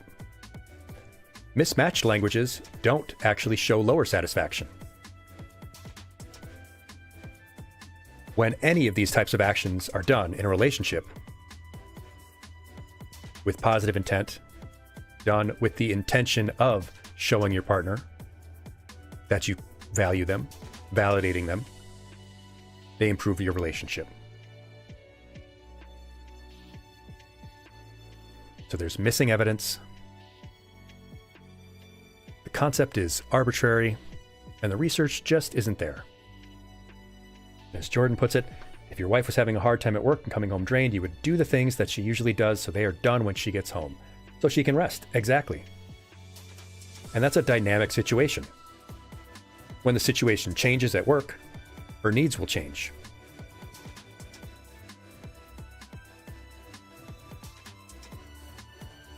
So with all of that being said about the love languages, what is to be done? What can we do differently? Well, I'll tell you one thing, very generally. I'll give you one word, and then we'll go over one particular method that might be an alternative. And the first word is communication. What a shock.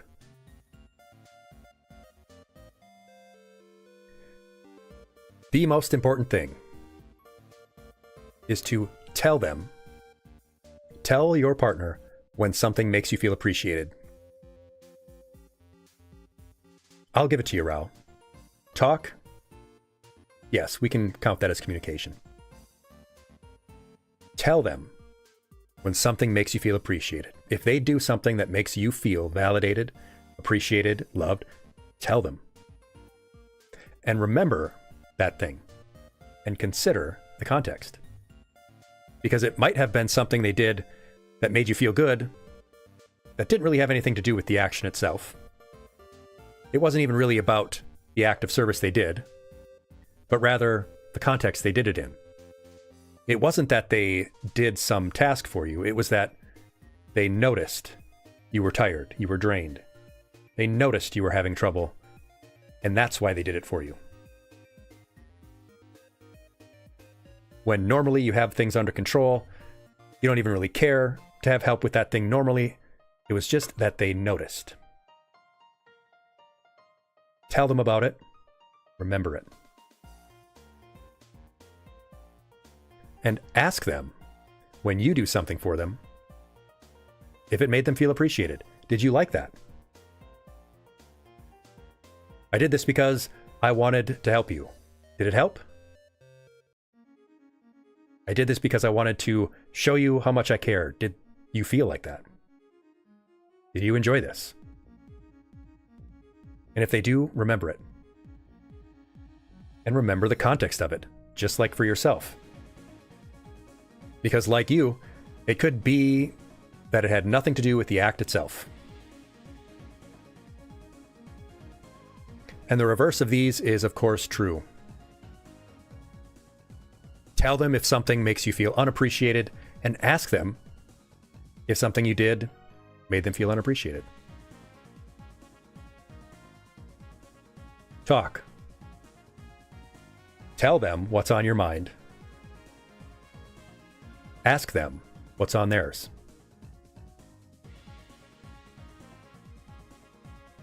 So that's the very basic broad word, but let's go into an actual relationship psychologist and see what they have to say. Let's talk about another way. Let's talk about the Gottman method. A relationship psychologist, Dr. Gottman, what he had to say about the love languages was this. My general conclusion is that these dimensions are not very distinct conceptually, nor are they very important in terms of accounting for variation in marital happiness and sexual satisfaction. One concept that he raised as an alternative is called the relationship house. Building the relationship house. And you'll notice that these are going to be a lot more specific. And we're going to talk about some of these layers on the house that they built. The first one is building a love map. That is to say, creating a love map is a shared exercise where you and your partner answer questions about each other, and you learn about each other's inner lives to get a deeper understanding of the things they like, they dislike, their experiences. Now, there is a particular set of questions that I will link in the chat in a bit. But essentially what it means is actually digging into that person's likes and dislikes, learning about them specifically, to create this shared roadmap of where you're going. Because if you don't know where you're starting, you can't figure out where you're going.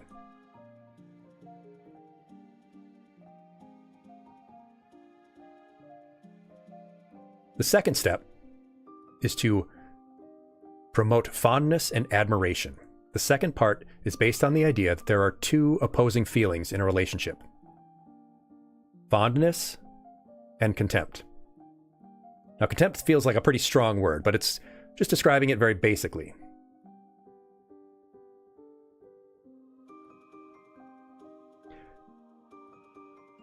We either are feeling fondness or contempt.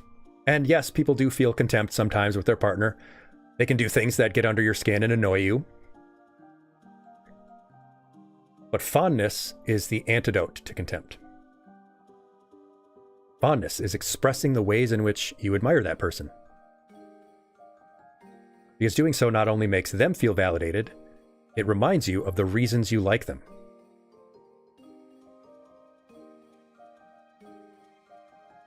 Why did you like that person in the first place?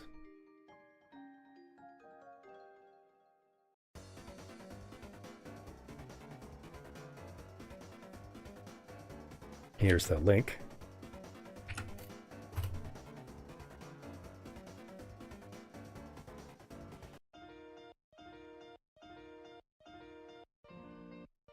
You ask yourself, what do I admire about this person? What do I like about this handsome badger man? Yeah, they've done things that have annoyed me recently, but you know what? I really admire this about them.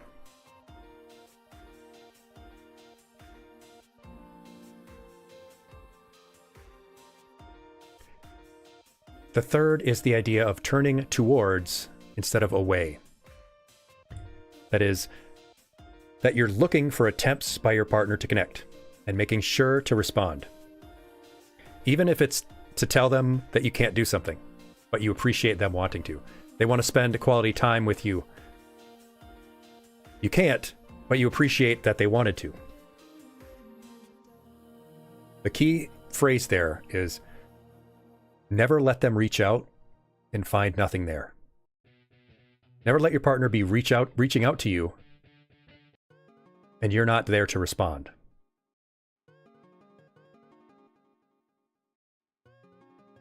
That can be hard for people who self-isolate like myself, but it's important to at least acknowledge any attempt that they make.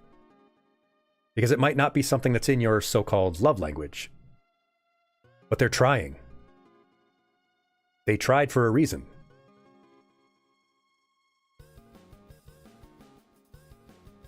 Exactly, Dragon. You cannot spend your life with someone and not get annoyed, even if they are absolutely wonderful and fantastic.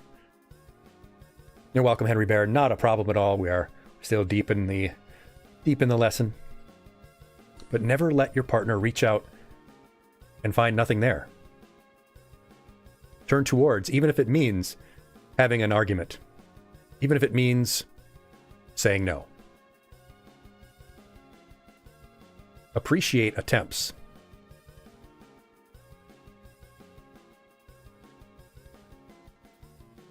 The next layer is to maintain a positive perspective. That is, assuming good intentions and actively noting those positive attributes about your partner, but also yourself, to build your own self-worth. Acknowledging that your partner likes you for a reason, that you're worth it. Acting in good faith. Assuming good intentions from your partner. Telling yourself that I am enough. Of course they would want to do nice things for me. And hello, Cybersynth, welcome. Come on in, find your seat.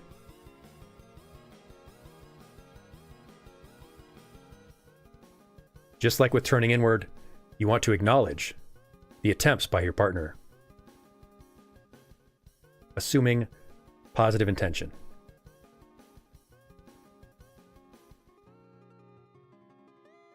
The next two are managing conflict and supporting each other's goals. Because conflict will happen in any relationship. Try to have a plan, a goal-oriented approach. You don't have to wait for conflict or an argument in a relationship. You can start thinking about it right away. What are we going to do if we have a fight? What are we going to do if we disagree? Be proactive. Don't let a conflict fester.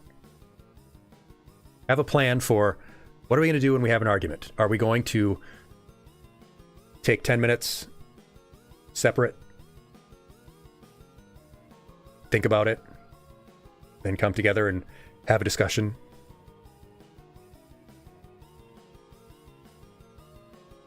How are we going to handle our conflicts? You're trying to come to an understanding, not win an argument. Conflict can be very functional. Because sometimes, without conflict, we don't feel compelled to talk about our feelings, our needs, what's not being met. Yes, Henry Barrett, the slightest disagreement, people are having blowout fights in media. But you also want to share in and support each other's goals. Both your individual goals and your shared goals. But talk about your dreams. Talk about your aspirations, your hopes. That special interest you have. You want your partner to feel like they'd be interested in hearing about your goals, in hearing about your dreams. Create a trust in them that you're interested in their long-term happiness.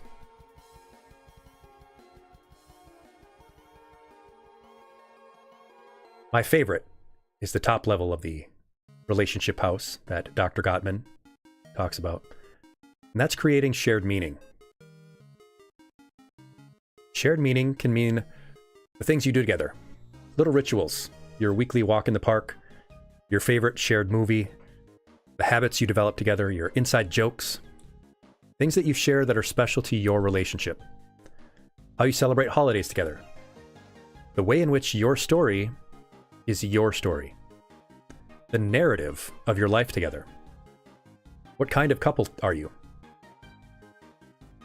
When a sports team lines up, they're all in the same uniform.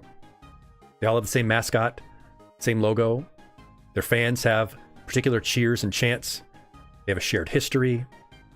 The stadium plays particular songs during the breaks. The team and the fans have a shared meaning. They're very easily identified as being a team. You and your partner can be very easily identified as being a team. Find ways to share meaning. You might be noticing that a lot of these things, they apply whether it's romantic or platonic relationships. I try to apply some of these concepts here. I try to create a sense of shared meaning together with all of you.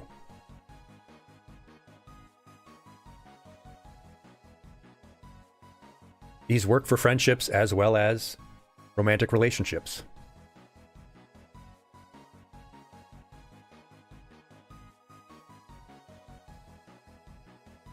Turning towards rather than away.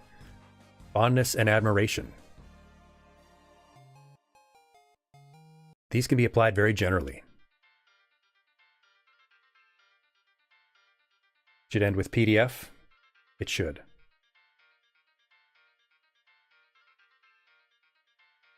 There. I don't know why it was just PD. There we go.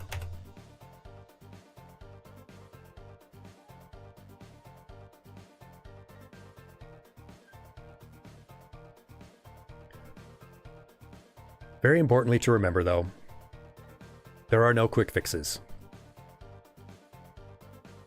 Your relationship house is one method, one alternate method, and you can take a few of those ideas, or all of them, or just one, and take them with you. The big takeaway, though, is that there are no quick fixes.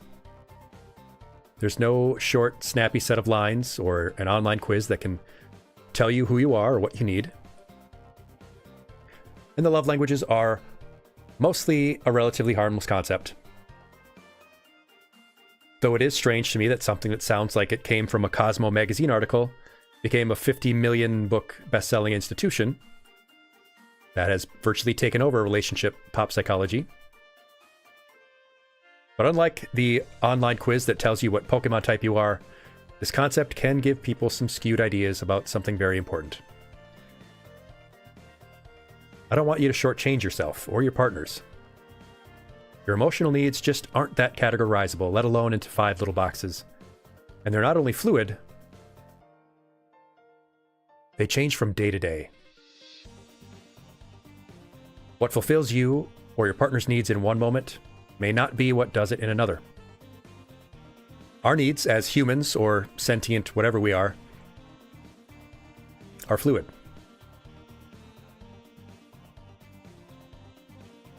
Every new change, every new challenge, every new stage in our life, all the growth in our relationships, they can all change what we need and what we want. If you put yourself in a box, you might not notice how your needs are changing. So take the time to introspect. Think about what you really need. And then communicate it. Tell them about it. Yes, Henry Bear. We touched on, and it's not a bad idea to reiterate,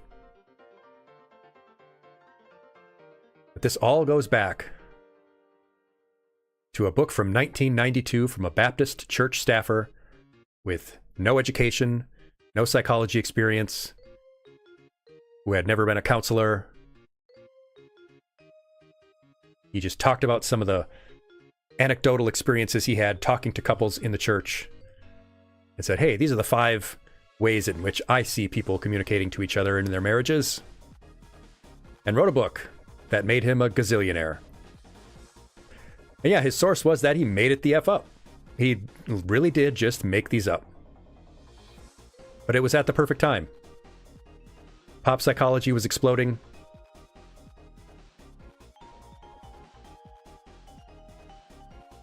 Self-help was exploding as a concept. He did a good job making it sound compelling. It was about something very important. So good for him and getting really, really rich on this concept. But I think you and your future partners deserve the best. So again, think about your needs, talk to your partners about their needs, and communicate them regularly. What was his goal with the book? To sell books. Yeah, it was to sell books primarily. He wanted to write a book. It was that recently, Henry Bear. Does not go back that far. It's like the concept of the... what was it? People think that a camel going through the eye of a needle...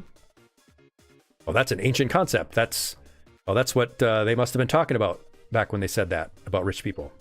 No, that was made up in like a chain email in the 90s. There's no camel gate. Or the idea that it was a gate that you had to take off your possessions to get through the needle. No, it's completely made up. I mean, people think that the circles of hell are real. Like, no, that's not That's not in there. That was made up for Dante's Inferno. Like 1,000 years later. That was just some guy who wrote fan fiction. And put all the people he hated in hell. And all the people he loved in heaven. And all those people were like, dude, you're so freaking cool. Yeah, that's really what happened. Imagine writing fan fiction so good that it essentially becomes canon. Shout out to the followed Equestria guy.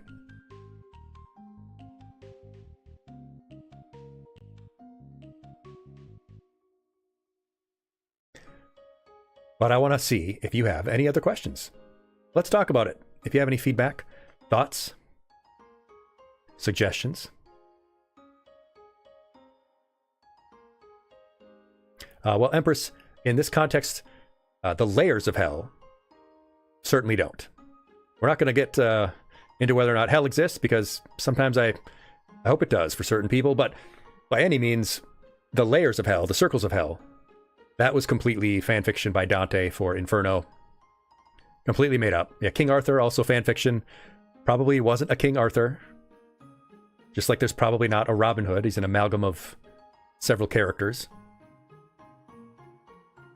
Yeah, the whole thing about the layers of hell with like traitors in the deepest hell and parts of hell are frozen. Yeah, that's all made up by Dante.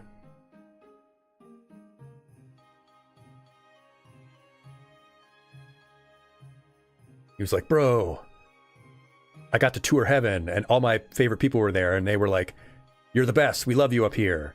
You want to go visit hell? And he's like, sure. And then they go to show him hell and all the people he hates are down there. And he's like, haha, you suck. You're in hell. Skill issue, L, ratio, bubbling pitch.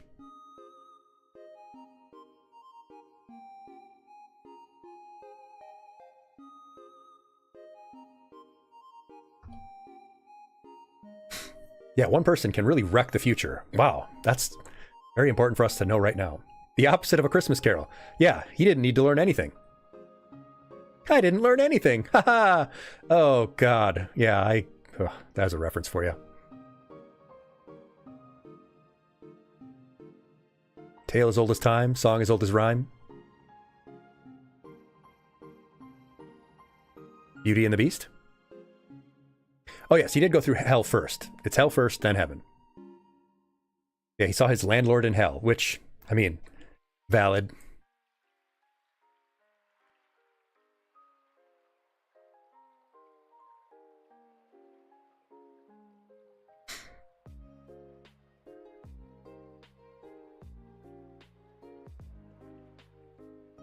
He's like down in hell, like, oh, hey, you know that landlord that you hate so much? Yeah, he's down there.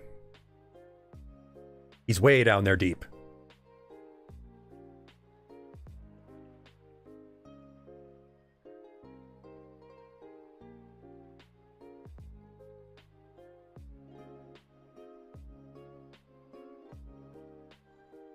Yeah, this is one of my favorite lessons to go through. A lot of great feedback. A lot of people enjoy this one. And if you're not following along with the channel, you should drop us a follow, whether you're on Twitch or YouTube. Click that like button. Smash that follow, however they say it. Because we do these lessons generally about once a week.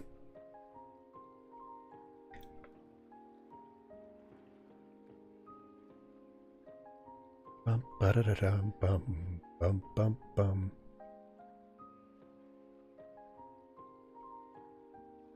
What do I think about different fictional concepts that exist in other cultures, Just Green Fish?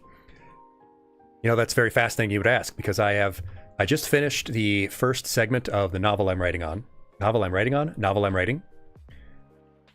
I am including basically all of the mythological creatures and stuff.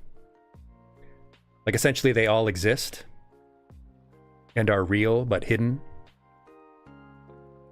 So, like, there's going to be Tengu and harpies and Oni and ogresses and dragons and stuff. Kitsune.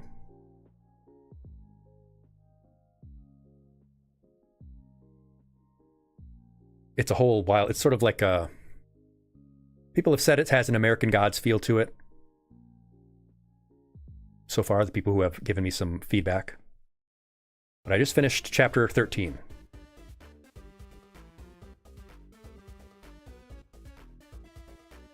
Yeah, they don't want to interact with us, and it's understandable given, you know, everything. I wouldn't want to interact with us either.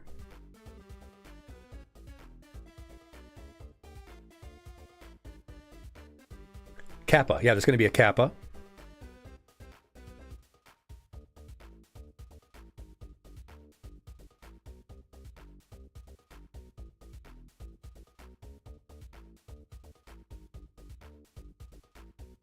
There's going to be a Jinn. Or a Genie. Genie, however you would pronounce it.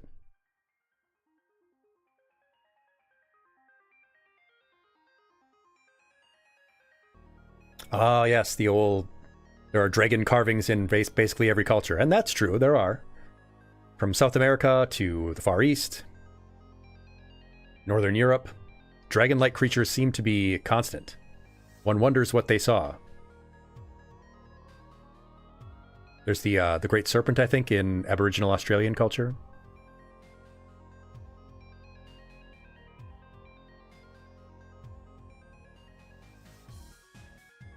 They are friggin' cool. You gotta give them that. Ancient astronaut theorists believe dragons came down from the sky.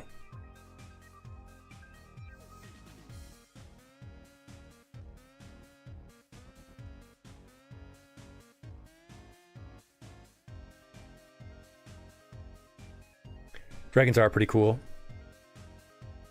I'm more of a mammal type of person, though. Yeah, I think it would be cool to have a reptile. I would love to get a bearded dragon.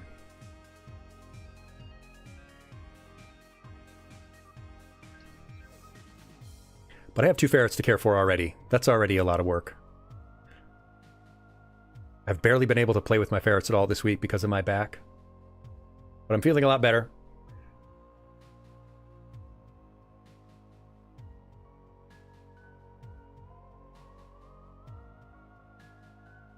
But you all did a great job. You did a fantastic job. You had some wonderful comments. You paid very good attention. So you are presented with this certificate of completion for completing my love language myth lesson this February the 13th, 2026. If you would like me to put your name on this and send you your little digital certificate, you're welcome to pop on into our Discord and get that. And of course, follow along for our weekly lessons. We're doing this one on Friday. We usually do them Saturday because tomorrow I have another stream with TKF. I'll be interviewing an Egyptologist. I'll be interviewing Melissa in Denial. I appeared on her channel a few weeks ago, and now I'm going to be interviewing her tomorrow on the Knowledge Fellowship channel. The stream team you can find in my About section. But yeah, I'm going to talk to her, interview her about her background, her journey to becoming an Egyptologist, studying mummies. Very cool person, very cool background. She also works at a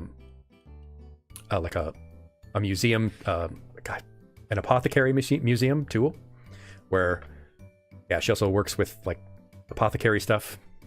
But I'll ask her all about that. You can check out that interview tomorrow at about this time. And don't worry, Henry, you're here for so many of our great lessons. But now that we've completed the lesson, it's time for us to jump into the Honkai Star Rail new update so that we can pull for the new characters. I've got about 100 tokens or tickets, like 75 because I pulled for Fugue last time. But yeah, we're going to jump into Honkai Star Rail right after our break.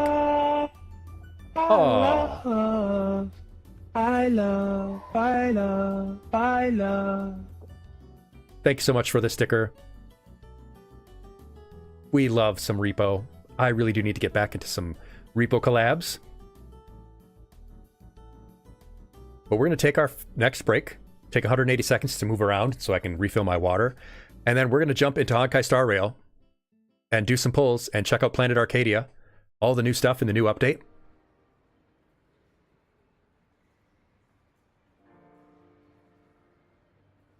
I appeared on her channel, Henry Bear. Yeah, I went on her channel and talked to her about a bunch of cool stuff. We did a shared lesson on supplements past and present.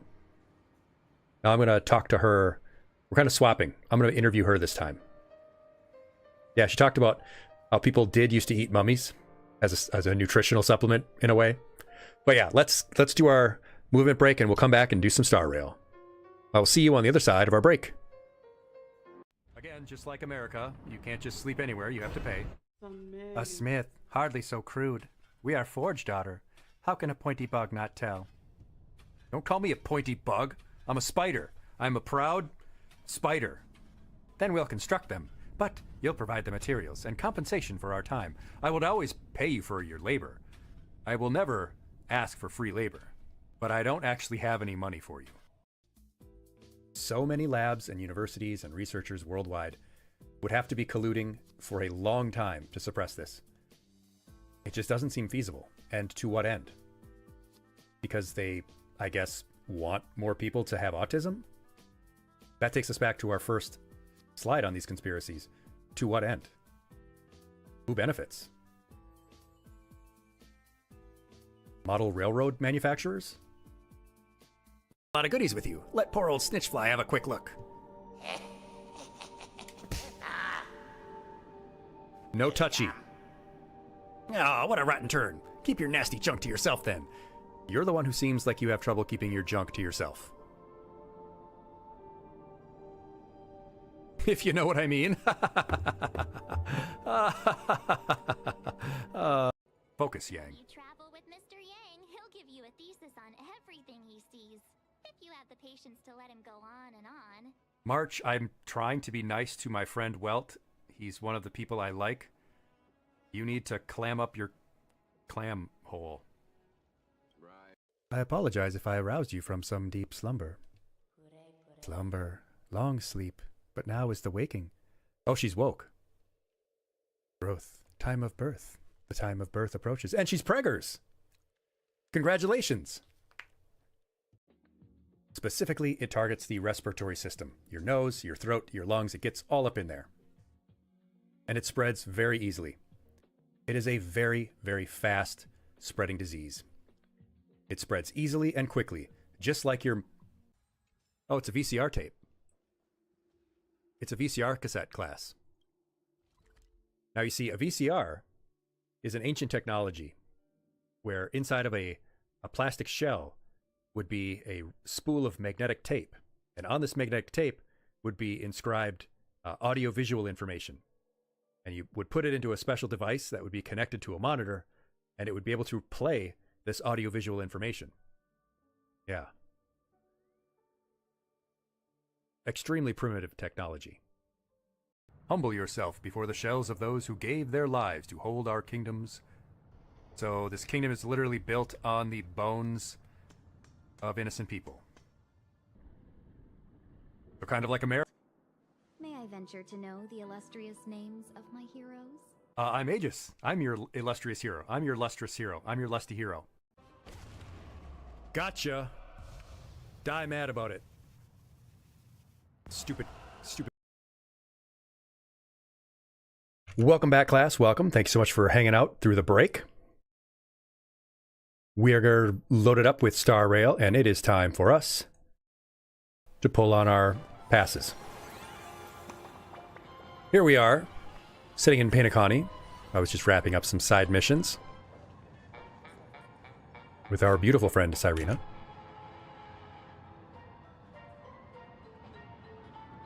But let's check out this brand new area, shall we? Let's check our phone. Let's doom scroll a bit.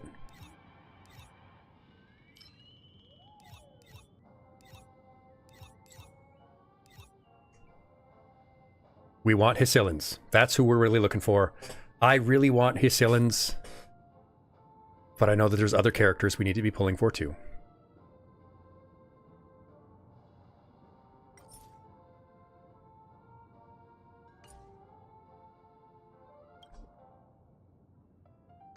So let's see. Oh, we have a message from Castoris. Hello, Costa Rica.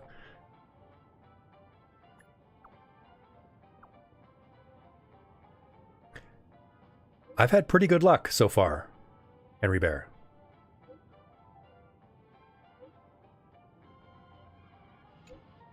Oh, Castrus adopted 2 little chimeras. I want one. Look at it looks like Cyrena in Costa Rica. Yes, indeed, Ponima. Get some good rest. Yes, yes. What name should you give them? Cascake and Casfly. That seems good to me.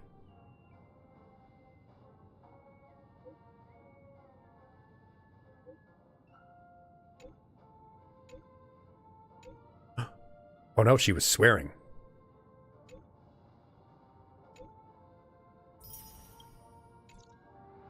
All right.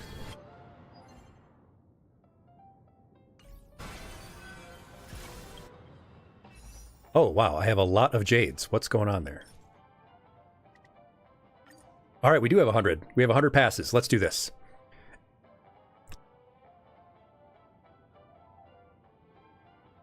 We can now pull for Yao Guang.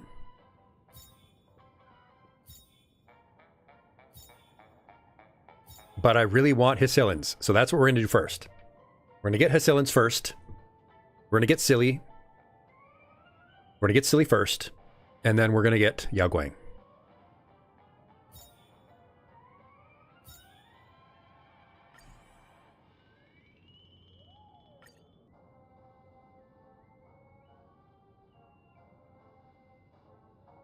That's Ruan Mai, who ruined my day with her terrible experiment.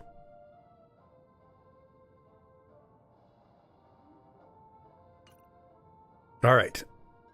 We're going to put 10 passes. We're going to put 10 warp tickets into the slot and see if we can't get something good. So let's do it. Close my eyes. Cross my fingers. And away we go. Come on, big money. Big money, big money, big money. Big money, no whammies. Come on, pom-pom. Give me something good. All aboard! Aww. It's garbage. It's poop from a butt. Thanks, pom-pom.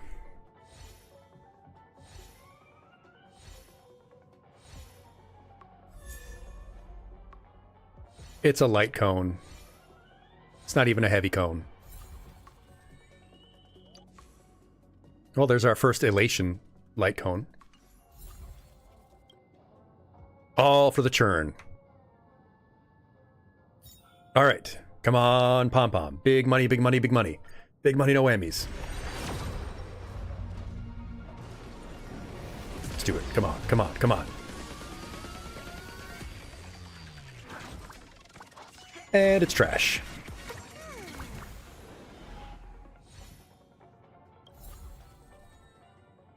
Oh, it's a Ching Shui.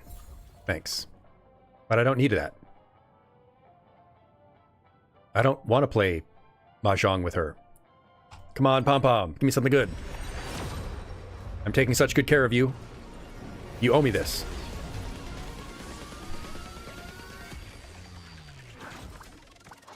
And it's nothing.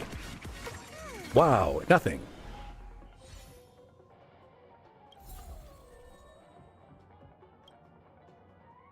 All right, this is going to be 40 total tickets. We spent 40 tickets trying to get this fish lady.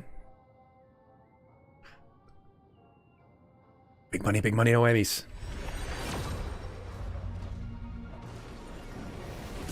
Nothing. I can just tell. My psychic sense.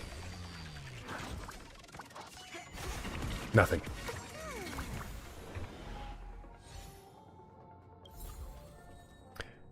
Oh, well, it's a Pela. Thanks. All right, 50 tickets. This is our 50th ticket. Let's do it. Come on. Come on, big money. Big money, pom-pom. I think we did it, class. I think we did it. Hey-o! We are gathered here today to celebrate this dub. But I can walk. They can walk. Other Pokemon can shout. and shoot lasers from their mouth, but I can walk.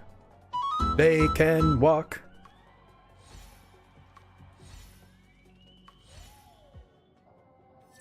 There she is. Oh, it's Bronya.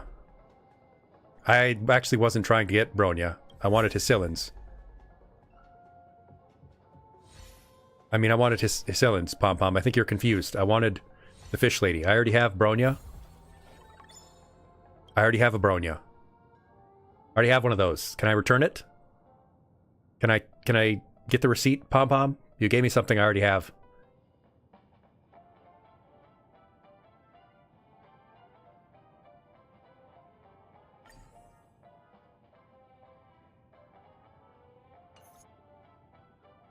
It seems that way, Henry Bear. Man, and we still have to pull for Yao Guang after this because we need our first Elation character.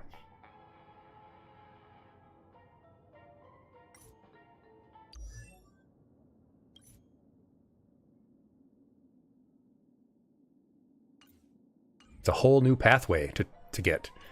But I have to have Hysilins. I want her so badly. I already have Evernight. Could get Black Swan, although I don't really like her either. Hysilins, though, I love her damage over time thing, so let's do it. I won't think about it. Just put it in there. Come on. Come on, Pom Pom. Nope. It's Garbo. I can tell.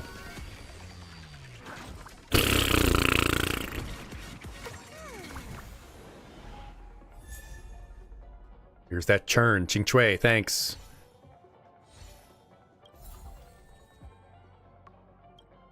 I can't believe I'm going to spend 100 tokens or 100 tickets trying to get this fish lady.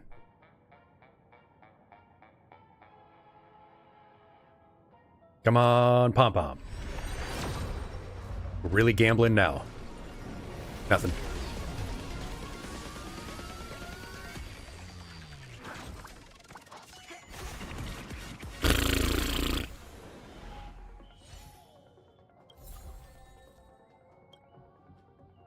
All right, this is going to be our 80th ticket. Let's see if we got something. And it's garbage.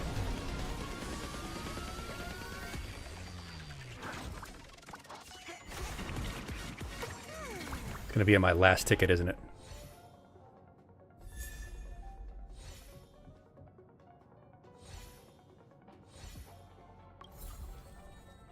Dang, I got 2 Palas. And no fishies. Come on, fishy. Come on, fishy. Come on, fishy. Don't come on, fish.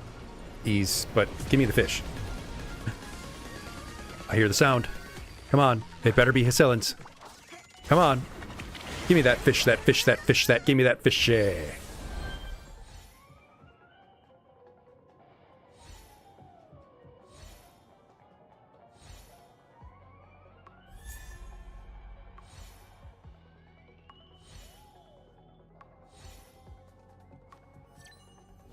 Hey, there she is. There's that physical damage over time nihility fish lady we love. Thank you very much, Pom Pom. It took you long enough, but I appreciate it. And now we can celebrate. Yippee! It's a Coca-Cola! And a Fortnite, I think that's what he was playing. The kid from that meme. He was drinking Coca-Cola and playing Fortnite. Yippee! Alright, well, I guess we might as well stick these last 10 in here for Yao Guang.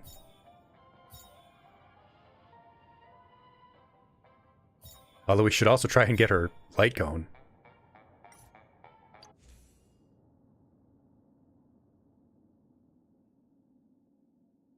Dang, that would be sick to have. 80% chance for them to enter enthrallment for 3 turns. For every debuff applied, increases DOT by 5%. Wow. Dang, this card is OP. Yeah, they take extra damage from damage over time, and every time they get hit, your speed increases. Wow. I might actually have to spend some money on this round. Because her DOT, when maxed out, is wild. Like, you'll do what you think is like a quarter of damage on their... Owie! Disgustipating. Oh, Sal's spit is all over me. Meowdy. But yeah, you'll do what you think is like, owie, a quarter of their health bar, and then their turn comes up. Oh, and all the damage over time hits, and it completely wipes them out. And it's a AoE attack. Like I'll show you in a bit, but this is also an entirely new character class. Like, this is an entirely new character type. Elation.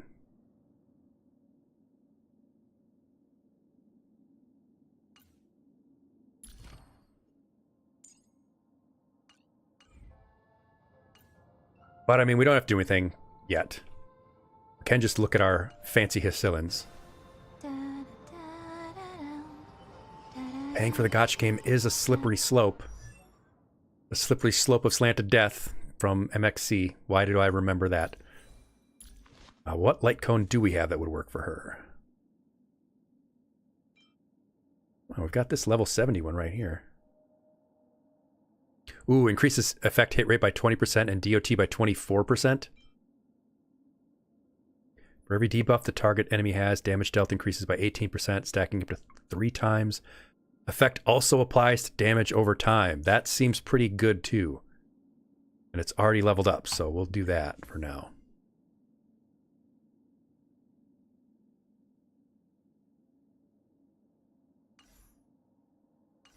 Yeah, what relics do they recommend? Ooh, I don't know if I even have any of those. I do. But they want speed boots. Okay, that's fine enough. Speed boots and speed boots and damage boosting orb. I must procure a new orb.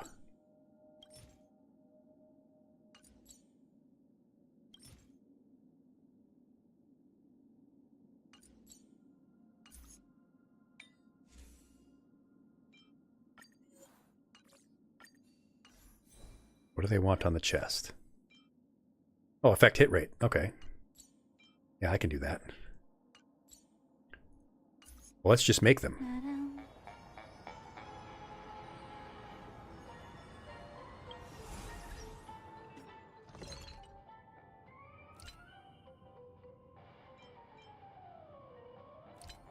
Show me the feet, sweetie.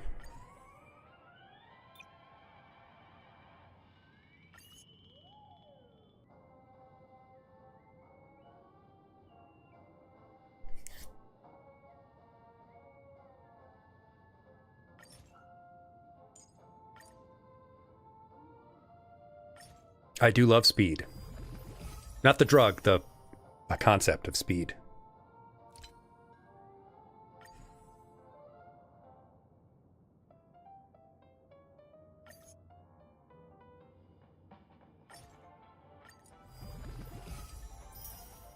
Very nice, very nice.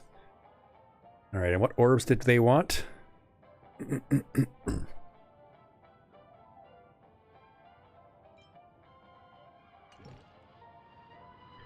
In fact, let's switch to her.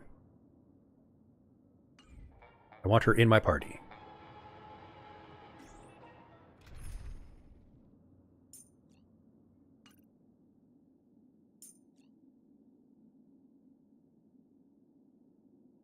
Oh, we also have in Bibbidi Bobbidi Boop Don Hung now. Or Don Fung. Don Fung. Funky Don. If you need my song, then please do not hesitate to ask. She's so cool.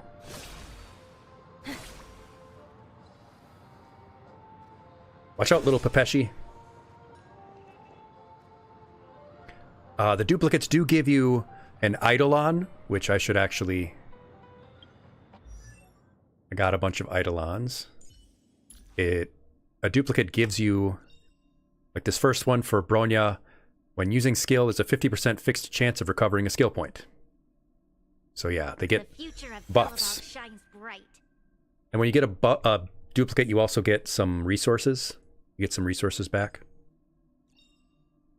In the obscure prophecy of Dream, a star from the heavens has enlightened my path. Stay focused. Push forward. Stay focused. Like now I have all of them for Pela. She's not a bad 3-star character, or as far as I know, 4-star or whatever she is. From what I understand. Life's just like a game of tiles. You never know what's gonna come up next. You can't quote Forrest Gump at me, Ching Chui. Cannot do that.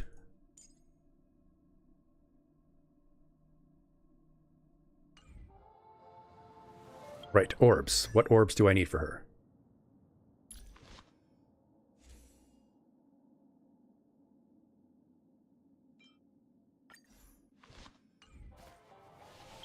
Show me the orb. Let me ponder the orb. Warbling Shores. Warbling Shores.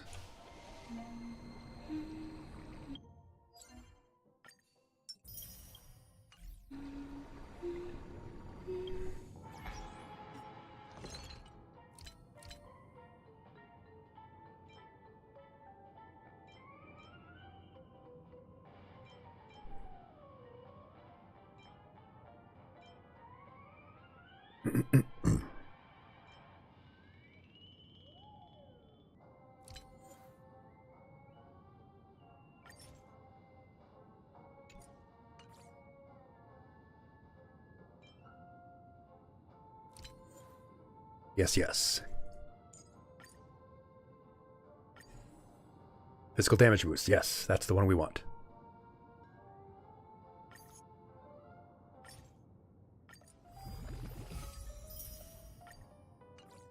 Warble, warble.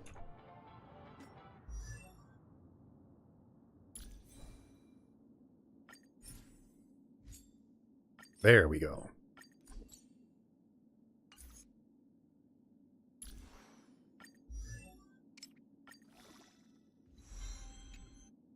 It's time to swim towards the next sea. I'm not a very strong swimmer, Hycillans. I don't know.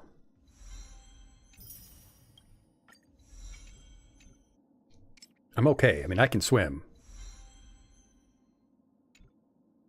It's time to swim towards the next sea.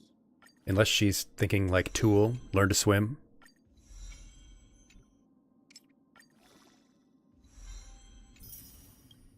I'm glad I farmed everything I needed for her beforehand. It's time to swim towards the next sea.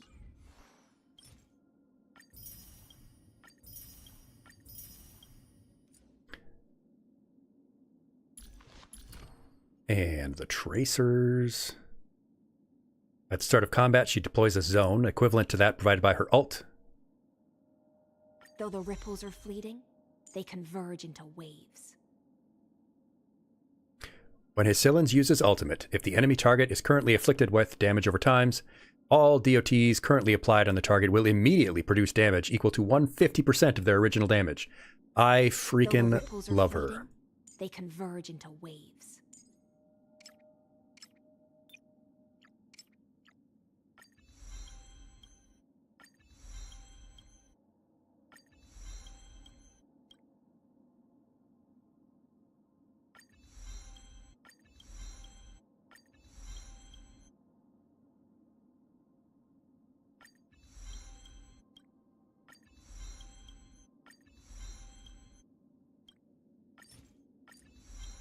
Yeah, I always picked her as the support whenever I could use other people's characters, because she just melts everybody.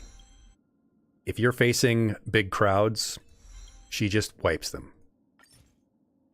It feels really good.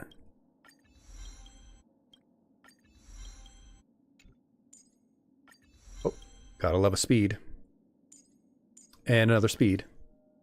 And like if she's the fastest in the squad, if she goes first, there are waves of enemies where you'll never even see your other character's attack because she'll just wipe and wipe and wipe.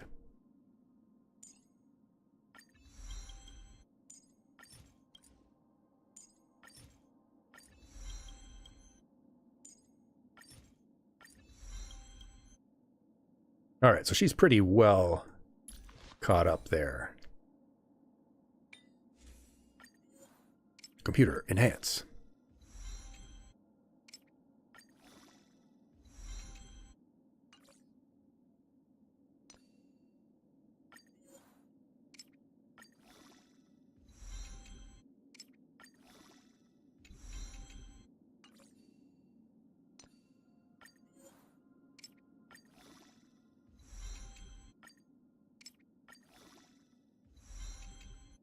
And it looks like she's playing the violin on her sword, which is also really freaking cool.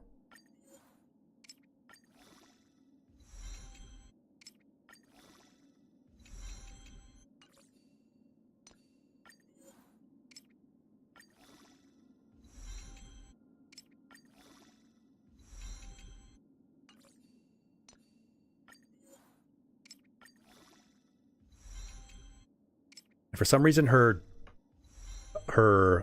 element is physical, which doesn't make a lot of sense to me because she's a water character. She's a fish. You would think there's a water element, but there's not. I'm spending all of my resources on her, even though I need to upgrade Dan Heng as well. But you know what? She's the shiny new thing.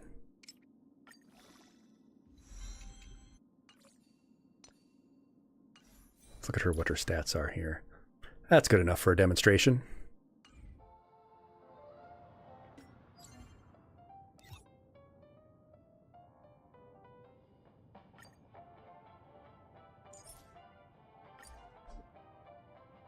Bum ba da dun dun da da da da dum bum ba dum bum da da da da dum.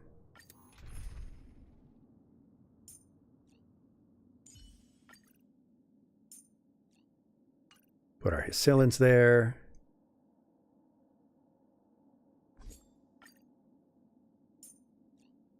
And you'll get a chance to see what she's all about.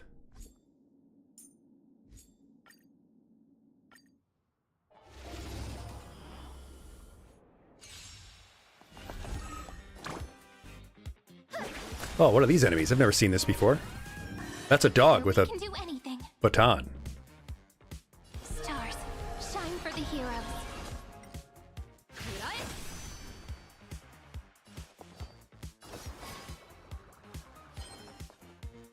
Oh, she's got the dual swords, one backwards, one forwards. Sorry, pupper.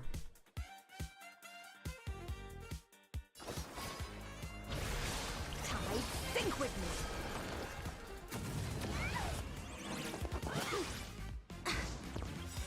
May this faint light dispel the gloom, restore the skies. The dog's name is Security Doggo. They knew what they were doing. Have some sunshine things. All energized. It's See my that turn to DOT shine. procced and she went, bye-bye. Flowers bloom for tomorrow. It had to be done. The future is bright.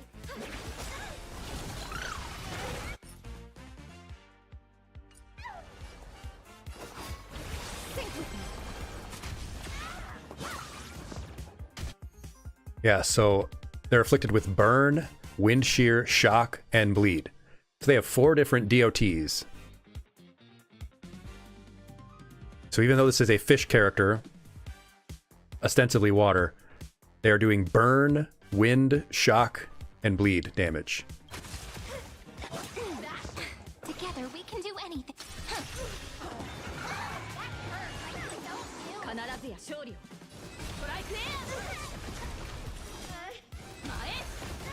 The doggo has perished, unfortunately. All the different ways you can cook a fish. Yeah, you can use an air fryer. You can use an air fryer. I do love my air fryer. And you can cook it. you know, with traditional fire. Stars, shine for the heroes. Queen Arthur. Well, King Arthur.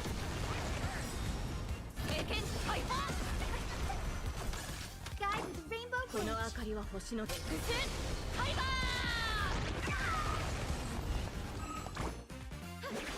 Sorry, doggy. Hi, doggy. Together we can do anything. Future is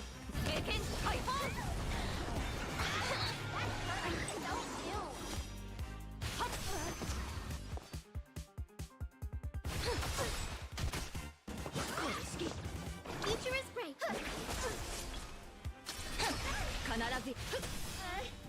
Dang, this saber is very strong, whoever it is. Whoever's the owner of this one.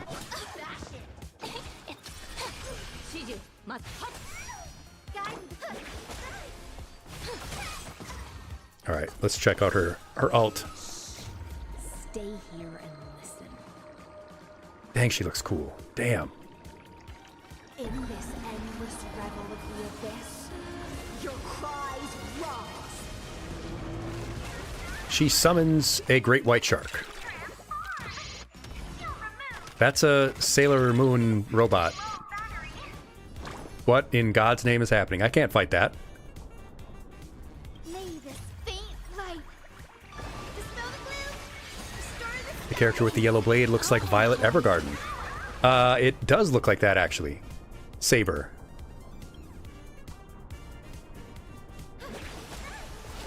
A whale. It is a whale. And also, there's no such thing as a great white. They just call it a white shark now. kinda hurt. As I learned when I interviewed Shark Geek, they just call it the white shark Stars, because there's no lesser shine for the heroes. shark to compare it to. But yeah, this is Saber from Fate Stay Night. I don't know anything about that anime or game series, but it's King Arthur as an anime girl, and that is not a joke. And she does use Excalibur. Careful. Don't let that silent Face be intoxicated. Please open up to me. And if you look very closely at the fish lady, she has like a fish body inside of her guts. I don't know how else to describe it.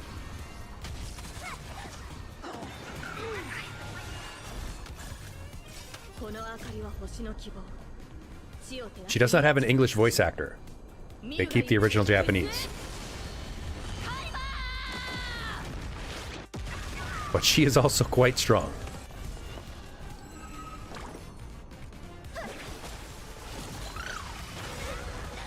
Memories waiting to be woken up by a shooting star. Memories waiting to be woke. Remember me with love. May the ocean strum a feast. Sorry, doggo. Your time has come. And so have I. This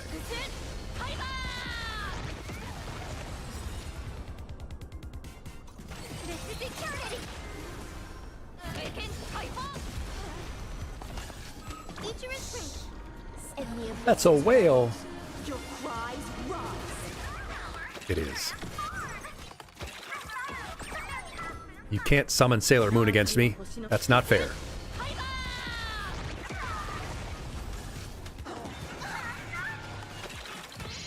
Guide with the rainbow bridge. It's the answer.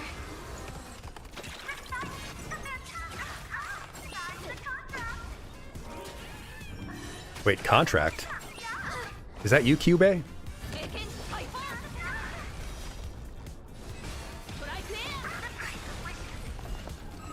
is great.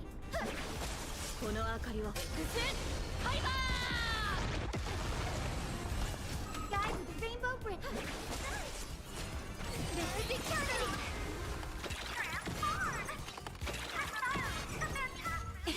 Don't blink. Blast him. Rewrite destruction with me. Cleanse hatred with love. Boy, this game can be really easy when you have strong characters. It's almost like it's pay to win.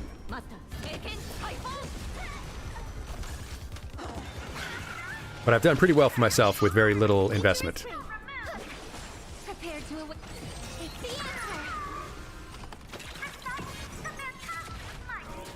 They do make me kill a lot of dogs, though.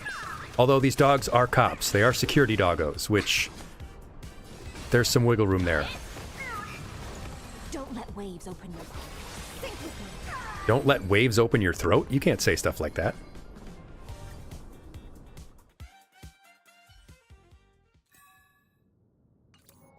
I should have probably changed the name of the stream at some point.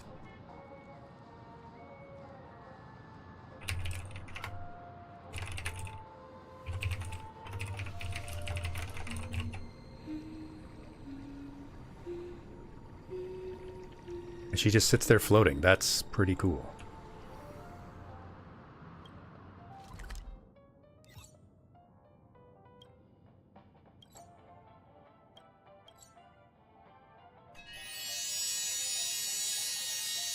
Thanks for the gold stars.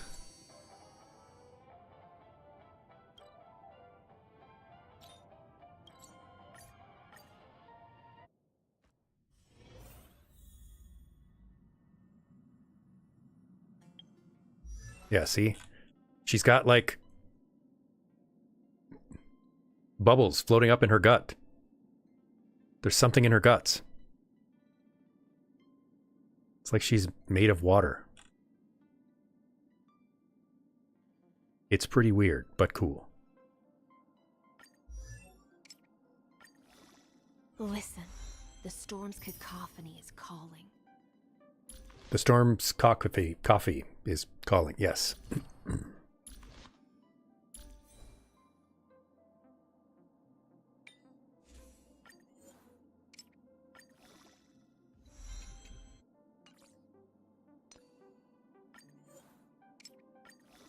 Why did they change my background music? I don't like that.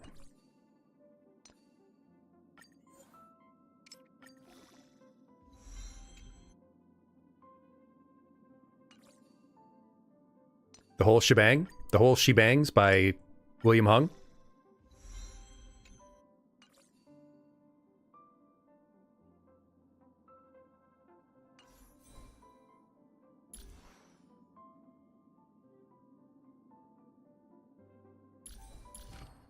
Okay, we're doing pretty good on leveling her up. I would love to get her light cone, though. I am sorry, Don Hung, that I did not upgrade you.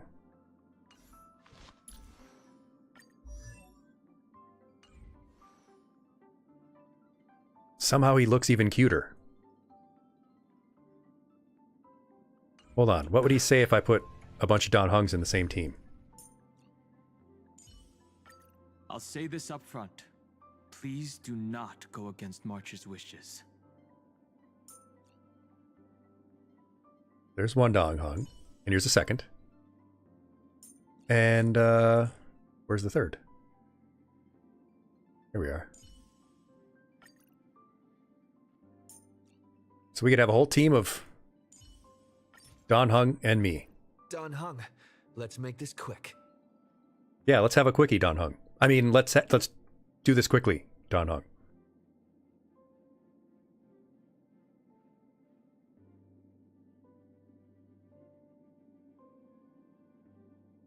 Yeah. Don Hung has basically a me expression on his face. But I suppose this is technically Don Fung.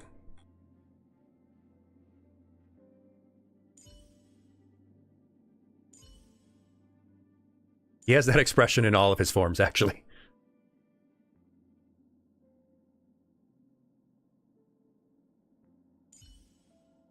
This one still looks the coolest, though. This just looks so badass with the frickin' giant dragon tail. No tail in this one. And no tail on this one either. You gotta get some tail. So that's how clothes would work with the tail, huh? Got it all figured out there, Don Hung. Damn, he looks cool. I can see why the main character falls in love with them. Well, I took the trash can off my head because they gave me a laurel crown, and I would wear that.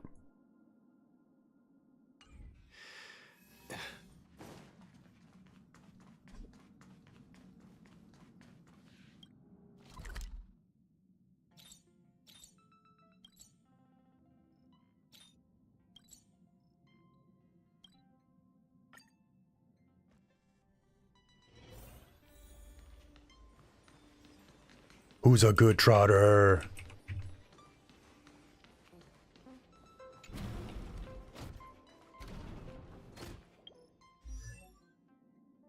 Oh yeah, we got our man. I mean, woman, Hysilins. We got him. Got the upgrade we were looking for.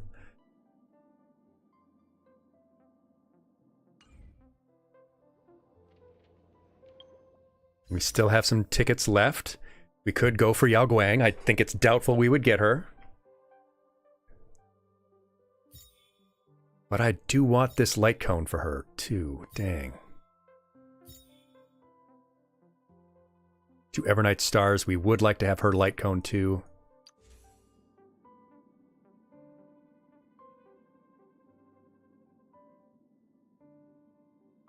Dang. It's going to cost money to get all these light cones. I don't want to spend money.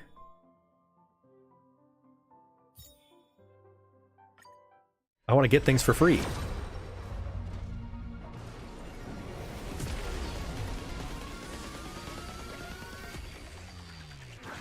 Nope.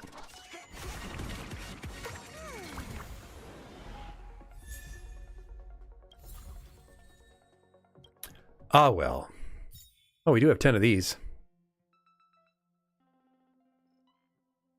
There's nothing in here that we don't already have. So maybe we'll wait. I guess we've earned a bath. Which bath soak should we have? Rose scented, spicy hot, or rubber duckies? Let's go with rubber duckies.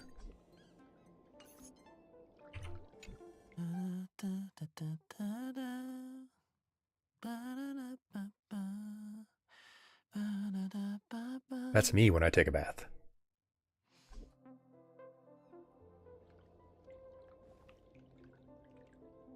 That was lovely.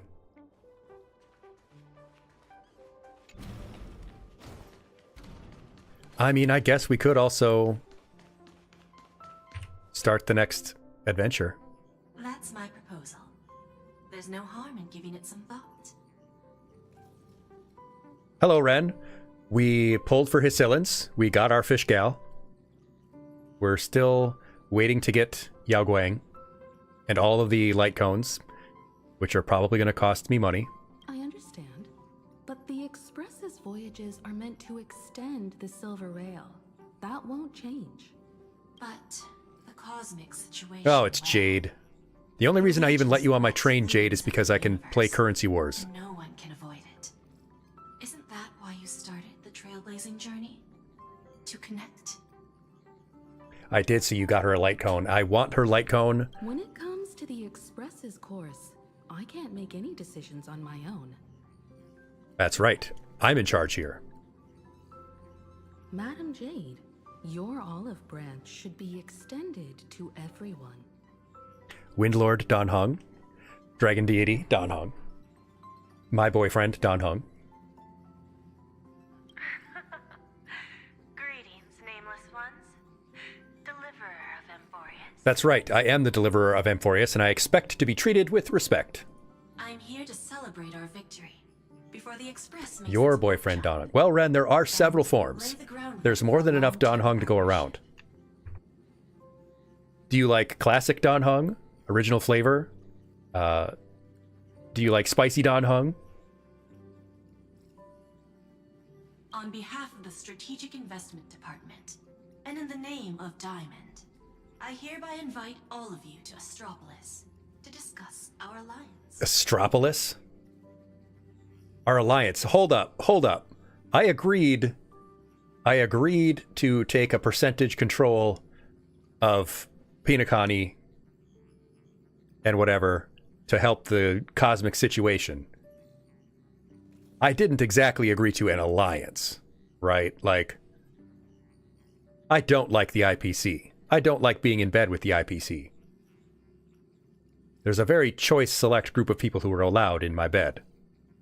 And it's my wife, Natasha.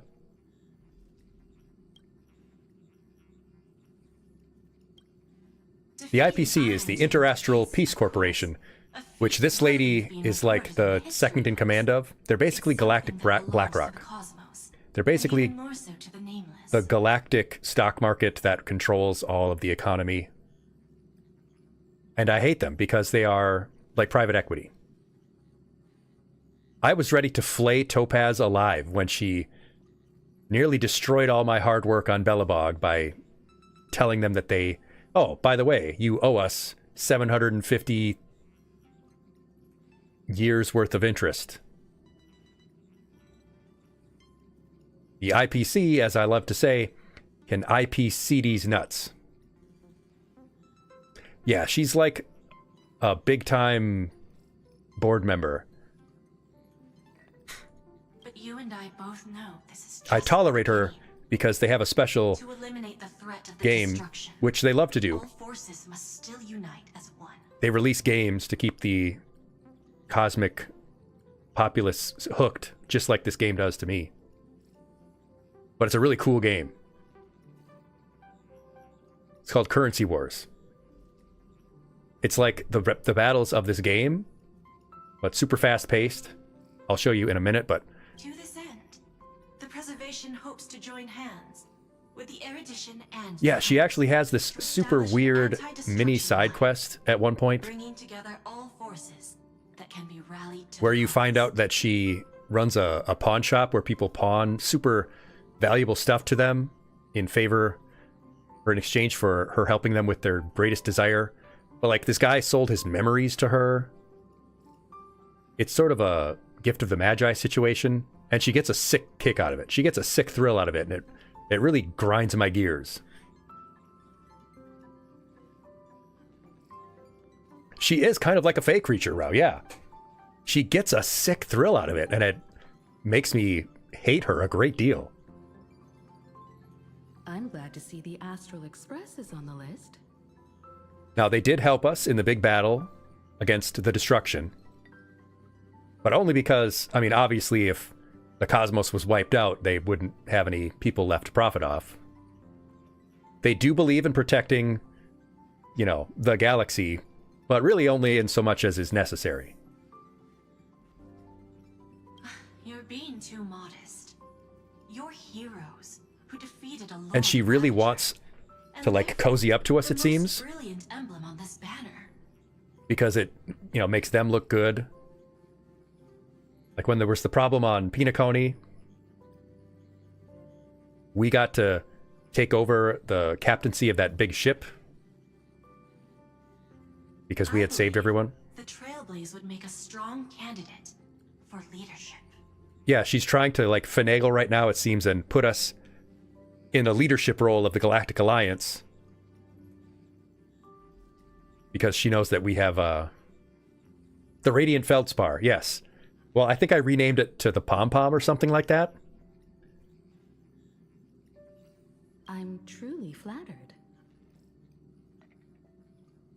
Consider our vote as a show of sincerity from the 10 Stonehearts.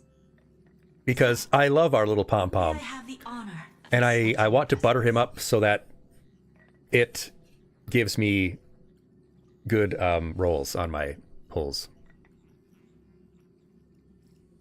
Every stop the Express makes is decided by all passengers together. Madam Jade. I'm not calling her please Madam give us Jade. some That time. she's not my dominatrix. Of course. Then I shall wait with anticipation.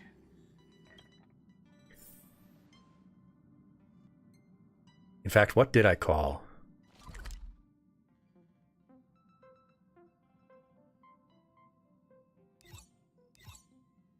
Oh, I think I did. I just called it the Trailblaze. Where's Currency Wars?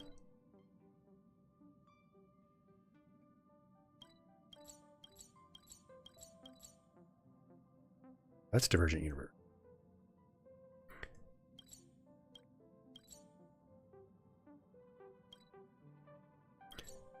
The cockpit. I named it the Trailblaze. When the heart changes, so does the world it sees. So you want Imbibitor Bobbity Boobity. You want Imbibitor Bobbity Boobity Don Hung. I will take the Preservation Don Hung. Because he's got some big dragons. Yeah, a lot has changed.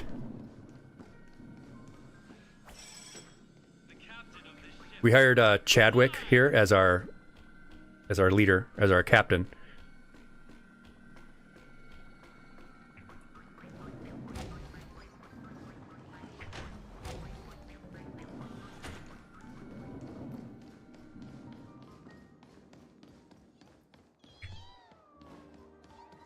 Yeah, see there's a pom-pom symbol on the fin there.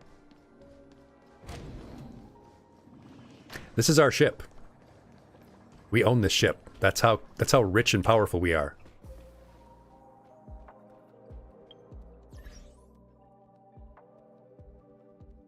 I do love to be truthful. But yeah, a lot has changed. Where's Sicilians? Where's our silly Sillins? Where is she?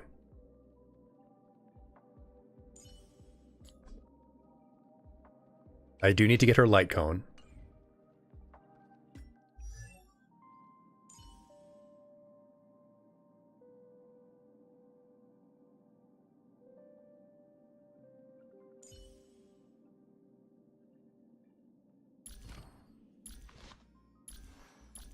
But I do have the right relics.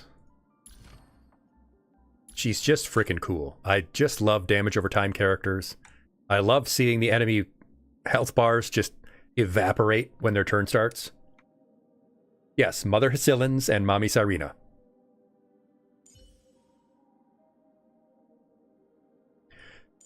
Yeah, here's your Don Hung in Bibbidi Bobbidi Boop. I haven't leveled them up yet.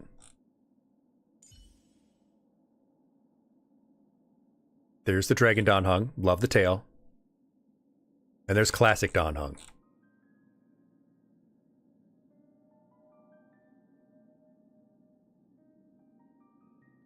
Sampo will never be leveled up.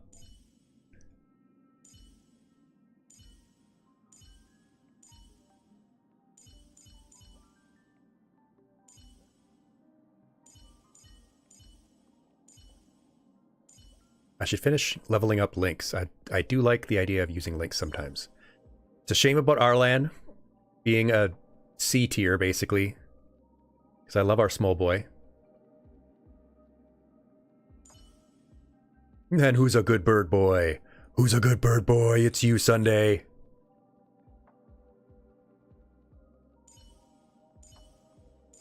Can we get shoes for the child? Can we get some shoes for this child, please? Can we have this child not running around shoeless on a frozen planet?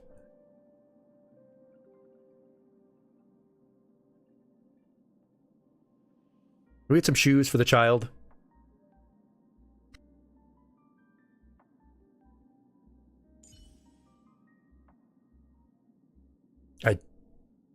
DHIL.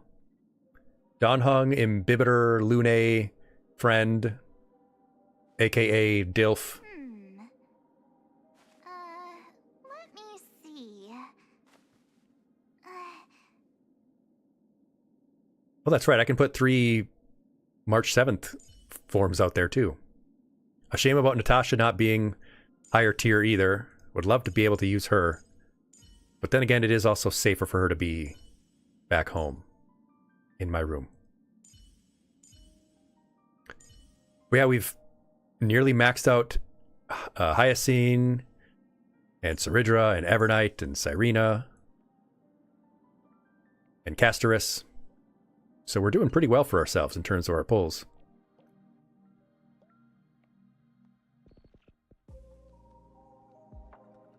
You're gonna watch me have fun with Don Hung?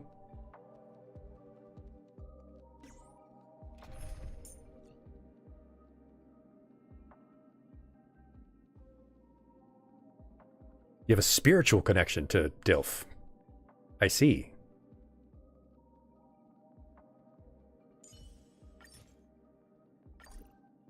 Seriously, Don Hung?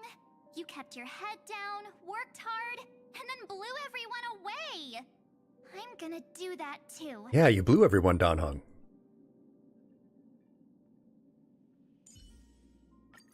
Trust me. I'll keep your companions safe. Yes, keep my companions safe. Where's original March 7th?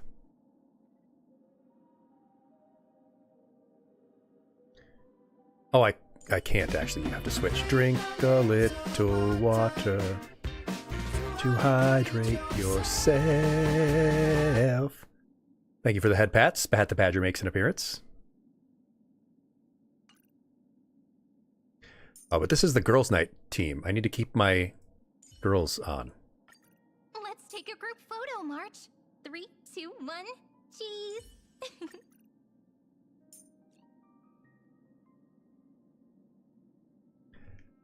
There's plenty of Dan Hong to go around. I'm sure there will actually be a fourth form at some point. Because why not? Why wouldn't there be? Sorry, how about a soothing glass of goat milk floral tea? Goat milk floral tea does actually sound pretty good. May I hug you? Hug you? Yes, you may hug me. Thank you. This isn't even my final form. Yeah, this is the girls' night team. This is the anime team. We got JoJo over here. Bash the Stampede.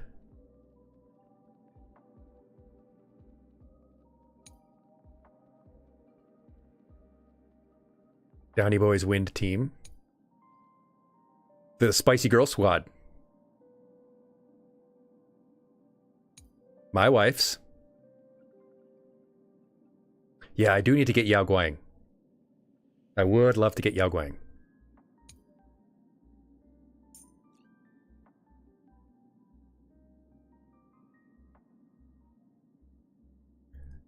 So like me, I'm not a fedora-wearing nerd. I'm much more of a writer. So I think that works for me. But then if I were to put my very special friends...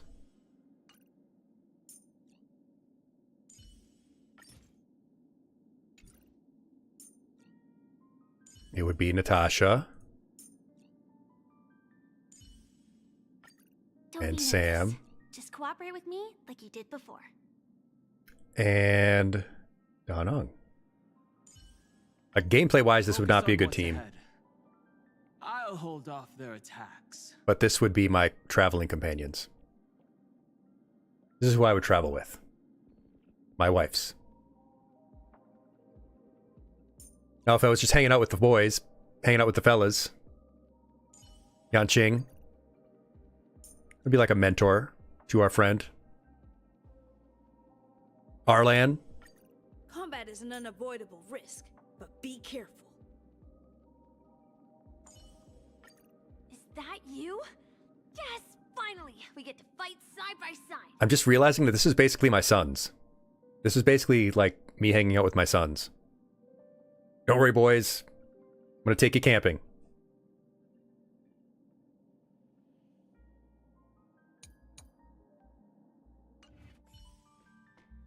What was I doing? Oh yeah, Currency Wars. I was gonna show Currency Wars. Ruan Mai, the little creatures that, yeah. I do not have Ruan Mai, and I don't think I will. I have gone back and seen them. They are doing well. They actually made a minigame for her. For them.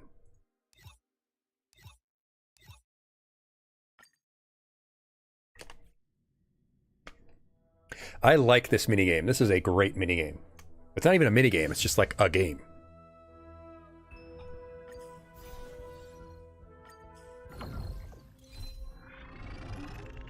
But it generates 3 random stage opponents.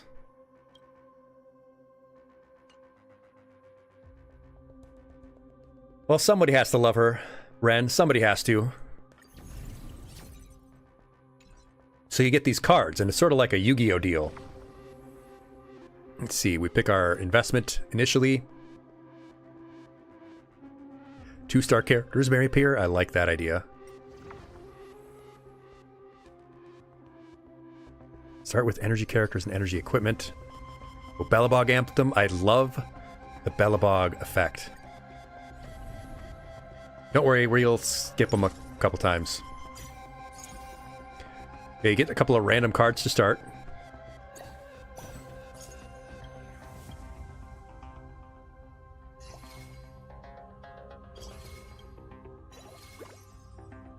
And then you do battle. So it's like you get to experience all of the characters in the game without having to actually own them.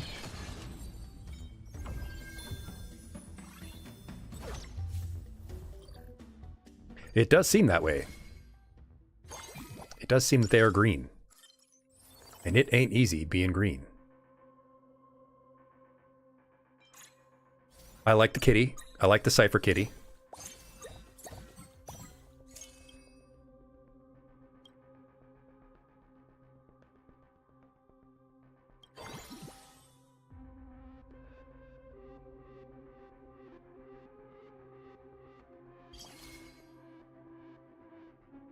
It's giving pss, pss, pss, pss, pss, pss, pss. It is a deck building game as a roguelite within this game, Henry Bear. Yeah, it's doing a lot, and I really enjoy it. It's very fast paced. You can build different combos with these characters. They have like different subcategories. And you can have up to 9 characters on the field.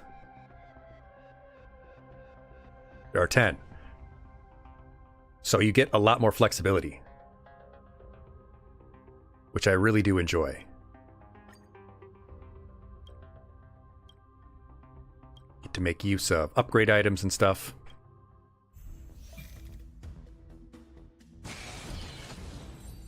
Like that I didn't even have to go to battle. My effects killed them all immediately. But it does get very challenging. After 5 nodes, choose one of 3 non-refreshable gold investment strategies. Gain 7 gold coins when entering a boss node. That's 21 gold. That's worth 21 gold. That's pretty good.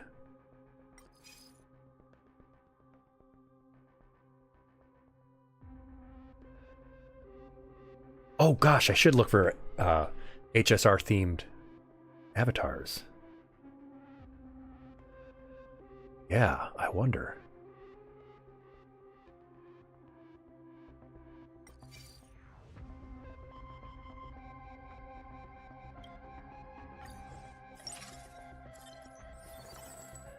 Oh, beautiful. We like that. Mozart's a good follow-up character. See, and now we have enough follow-up characters to activate the follow-up effect, which is cool.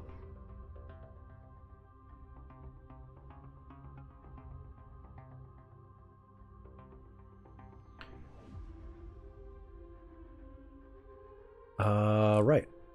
Yeah.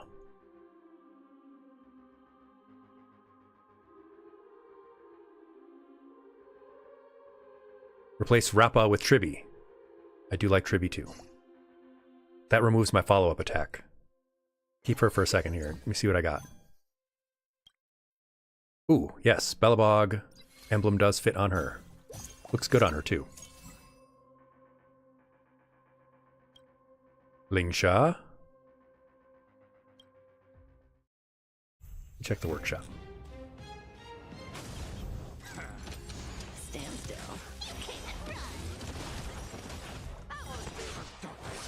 Yeah, like I haven't even done anything and I've just taken a huge amount of damage away from them. She has a giant magnet that sucks all their money. She really sucks on them.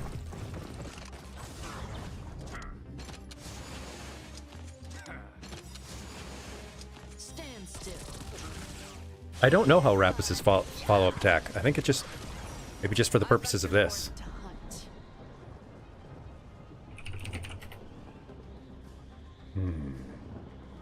No Honkai.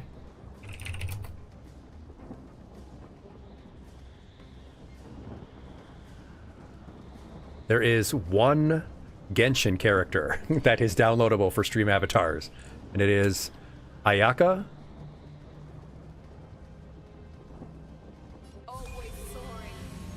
Yeah, start turn damage.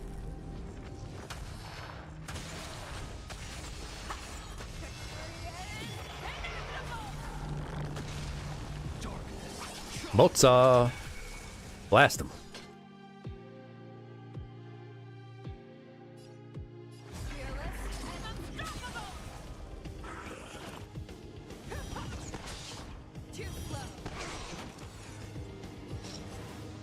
Yeah, I'll have to add that. See, Kafka's cool as a fighter. I don't like her as a person, which is okay. It's okay to not like someone. And it's great that I actually got to tell her I don't like her in the game. Like, I literally got to tell her, I just don't like you.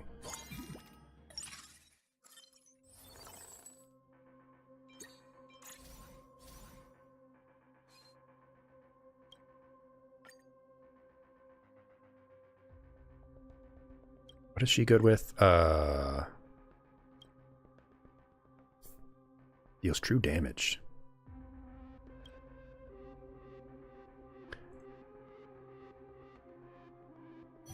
Perfect.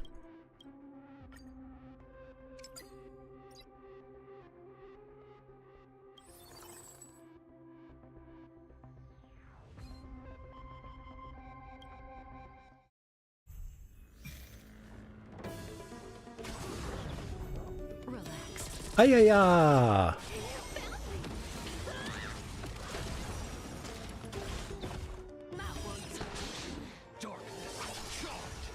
He's so dark and edgy. I venture forth to hunt. Always soaring. Forever Oh, I still have to do that Borison storyline with the good Borison.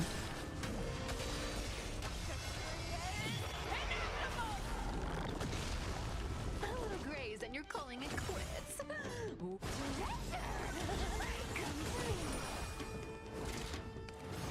Give them the suck. get stronger. Back down. Never hesitate. Too slow. Yeah, activating the follow-up effect is pretty freaking cool. Follow-up and damage over time. I love those two processes. Oh yeah, kitty alt time. Look at her stretching like a good kitty.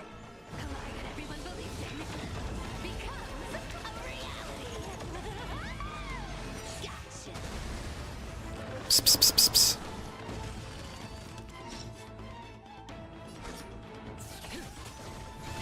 She uses a katana and a submachine gun. That is pretty cool. The thing I don't like about Rappa is she doesn't have a lot of speed. Takes her a long time to get her attack. Good times never last. Time to say bye. Yeah, just spin around with dual submachine guns. That's, yeah, pretty cool. Always soaring. Forever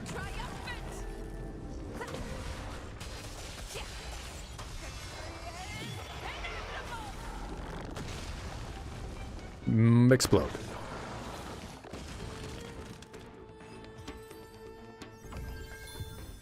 $1.5 million damage.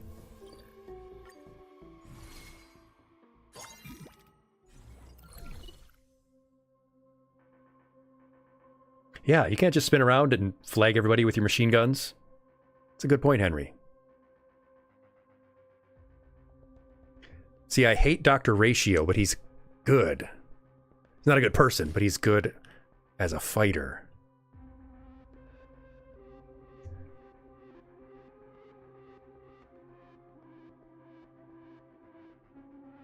And he is also follow-up. I hate this guy. I hate this guy. But he's good at fighting. Planet of Festivities is a good one too. Don't really need anything from them though.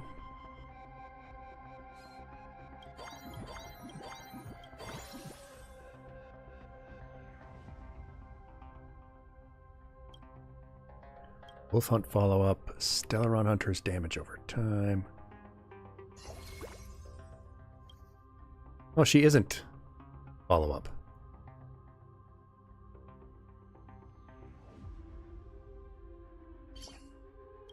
Follow-up, follow-up, follow-up, follow-up. Do I have another follow-up? I have another Wolf Hunt.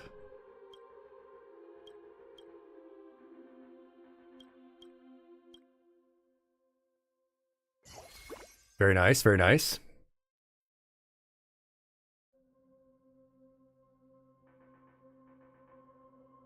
So, no thanks, Parappa the Rappa.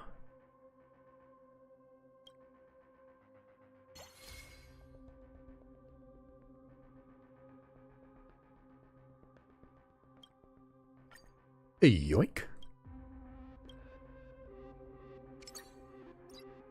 This just, it makes it so deep, this game.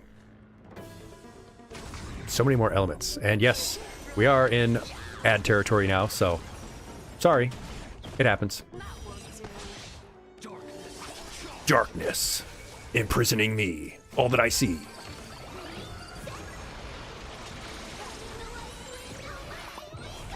Dang, you can't give kids rockets?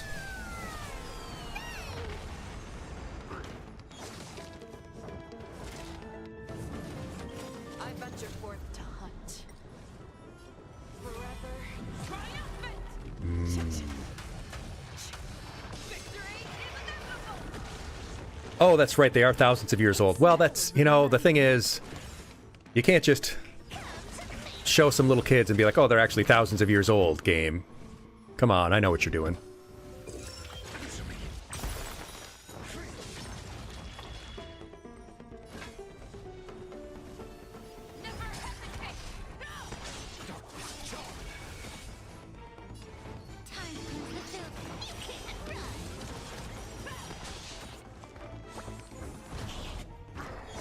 That's a fluffy bunny.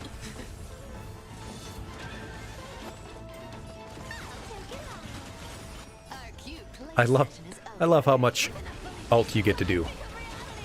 Never-ending ults. That's what people want in a game. Give me the ultimate.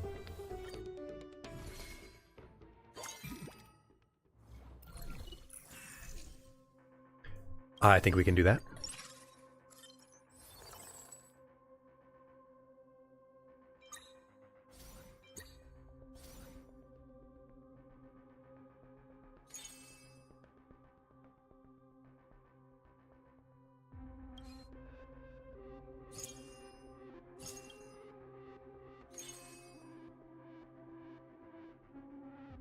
I think this ought to be easy.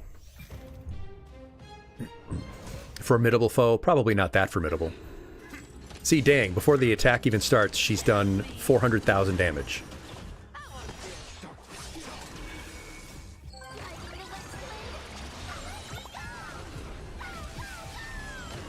I venture forth to hunt.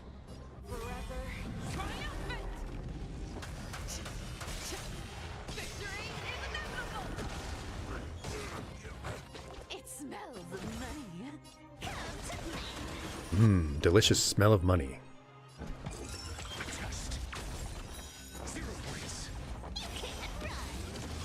Just follow up after follow up after follow up, triggering special effects. I love it. Allow me to purge the root of the problem. Time to cleanse the filth. Getting to see the amazing combinations that characters can do,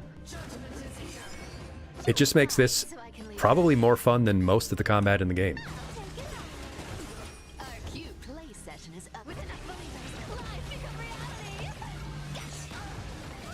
The coin of whimsy? You like the whimsy coin? Me too.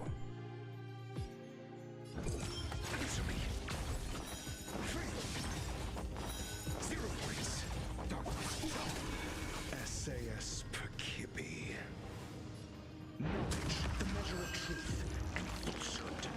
If only he wasn't such a dick, Dr. Ratio would be a much better character.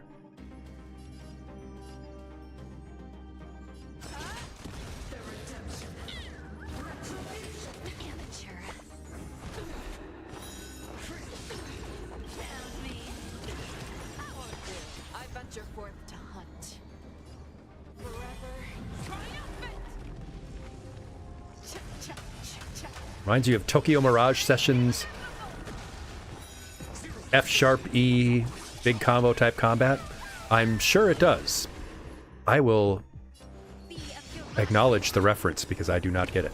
The truth burns clear as a But I do know that that means F#, I believe. everything in this world is bleeding. She kind of is like the perfumers in Elden Ring. That's the vibe of her attack. I venture forth to hunt. Forever triumphant.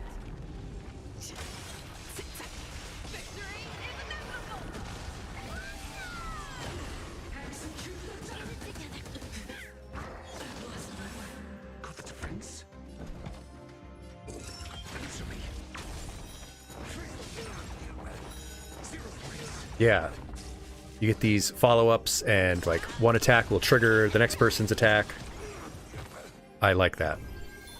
I like building and exploring that. Because in the game, regular proper combat, you're not exactly rewarded for experimenting and trying new things. It's more, well, here's the combination you need to beat the game. Or to beat this boss.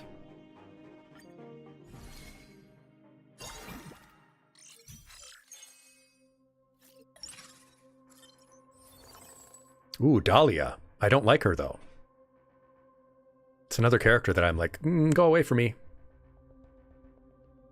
Oh, that's right. I should be building more Bellabogs. Because I have the Bellabog coin.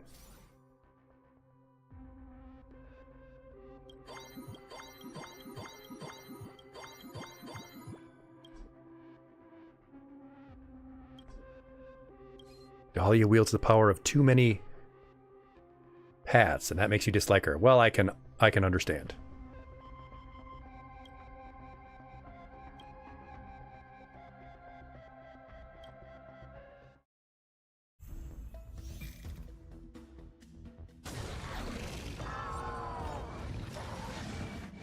See, killed them all easily.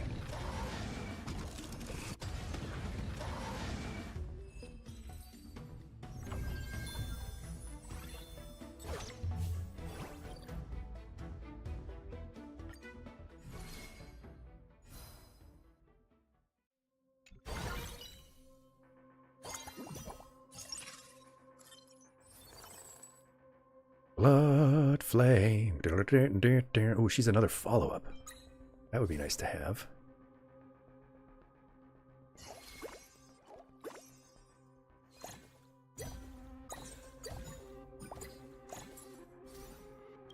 Get out of here, Kafka.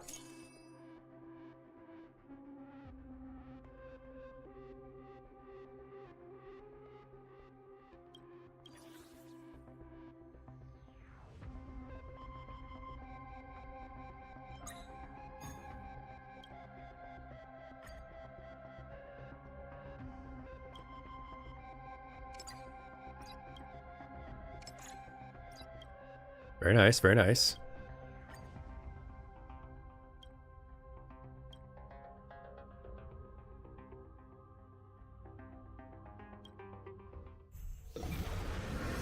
Oh, it's this guy. The disgusting snake man. She is strong. The thing is, you have to be mindful of the combinations.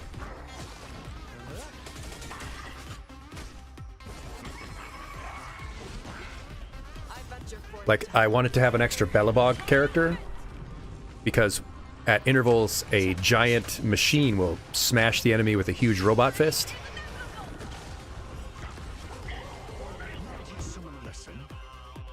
Okay, where are my effects here? Like, for every 3 characters you have with that characteristic, it gives you a new passive. There it is, there it is. Bam! Smashed. So I have strong characters in reserve, but then you can change them up based on what the enemy is that you're about to face.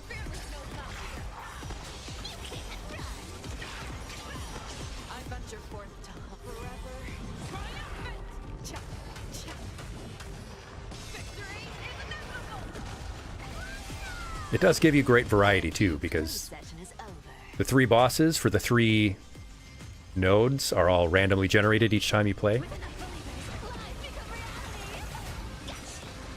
And you have to take into consideration what their weaknesses are.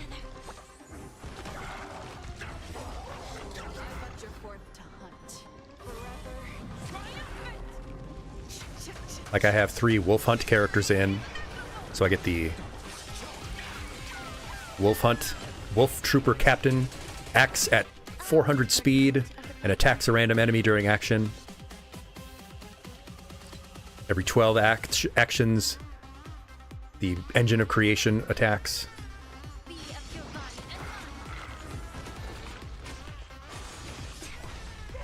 But you only get a certain number of attacks. before the battle ends. So you also have to beat your enemies quickly.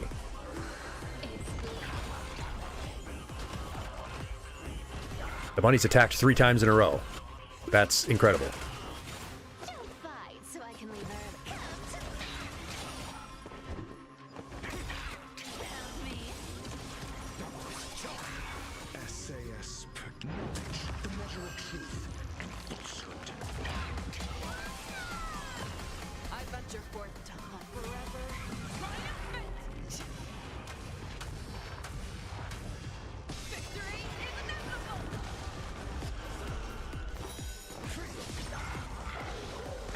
Owie.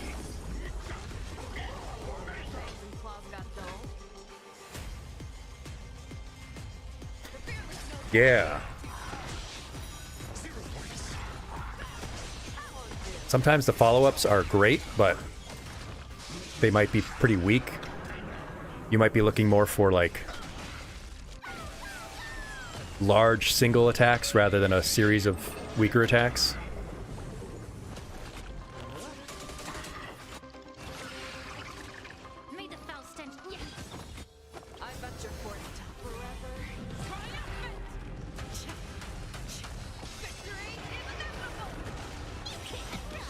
Yeah, her ult is right back. I just did her ult. And then the very next attack is another ult for her. Your E3 Don Hung and Bibbiter Boppiter Boober did 1.2 million damage. That's a boyfriend right there. That's a supportive boyfriend. And her ult is back up. Like, with the right supports, I can just spam this ult.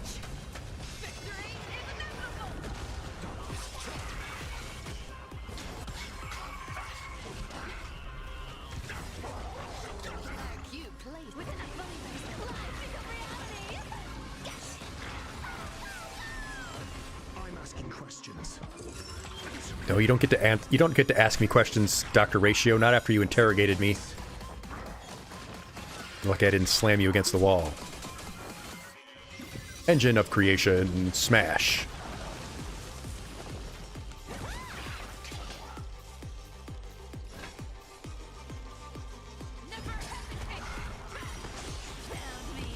Ling shot. Lindy? Who's Lindy? Lindy Infante? The unsuccessful Green Bay Packers coach from the 90s?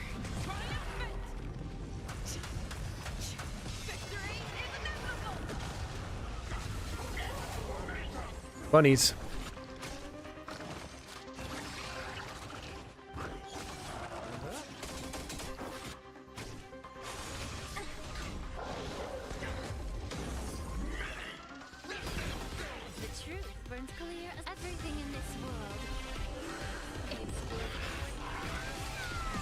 Lindy. Lindy's a good name.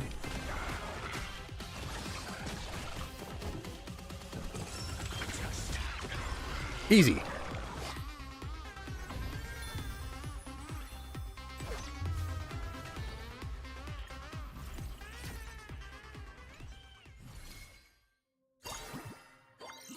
Yes, it would be nice to have Robin on the field too.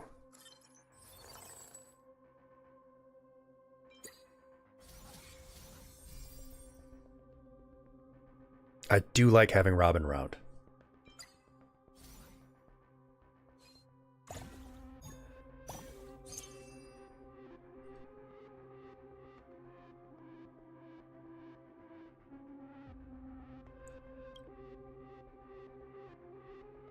Yeah, they did attack her a lot.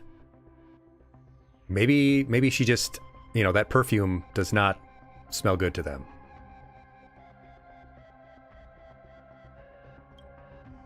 See, right now, if I add one more follow-up character,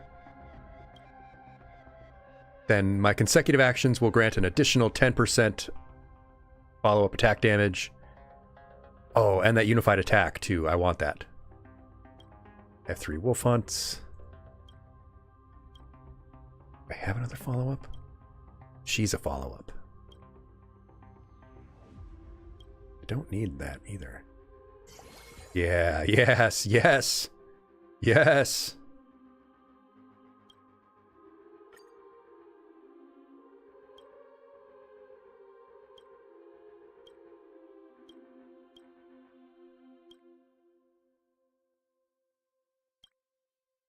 There's a lot of mechanics going on in this one.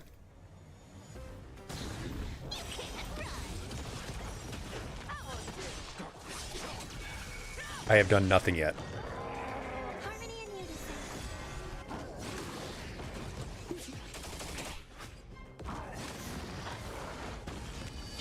This is my first actual action.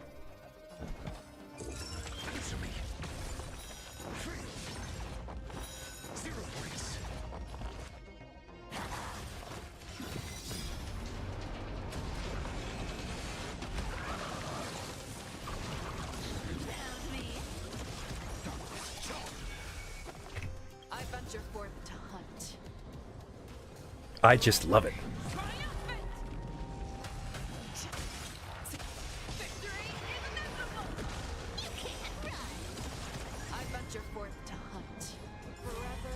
Her ult being immediately back up is freaking sweet.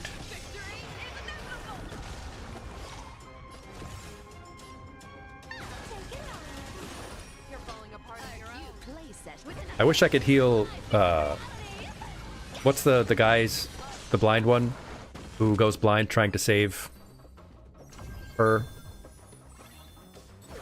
I wish I could heal him. My face ends up looking like his a lot because the way I squeeze my eyes.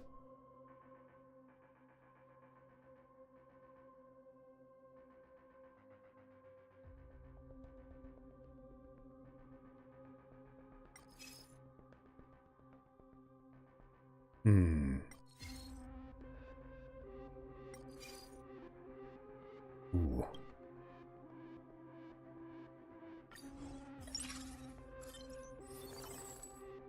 Oh, heck yeah. Upgrade that, Robin.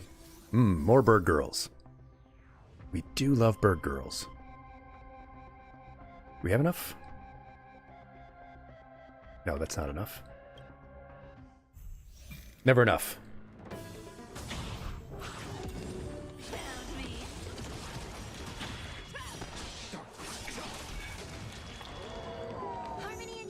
What is the paradox?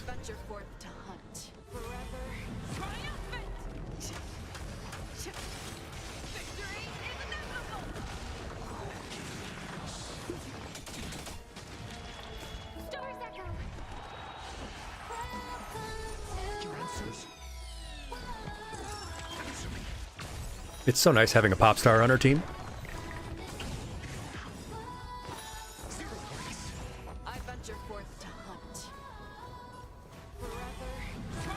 The St. Valentine's Day paradox?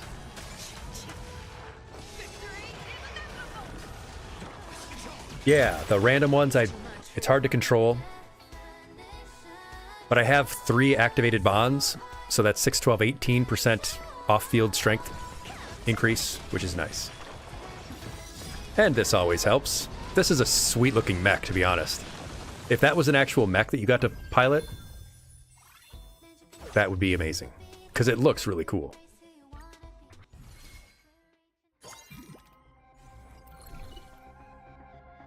Need any of these? It is another Bellabog character, but he's only up front. He's only on-field. It's kind of a waste of a slot. I just want to maximize my damage. We could get Sparkle. Let's put a little sparkle in our lives.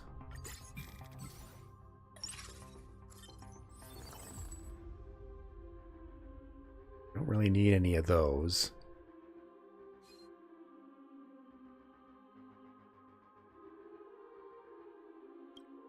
Sparkle. Sparklel. Sporkle. Twilight Sporkle. Twilight Sparkle's magical balloon.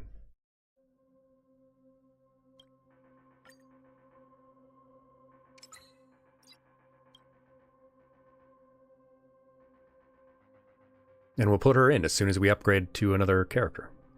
Or upgrade to another slot.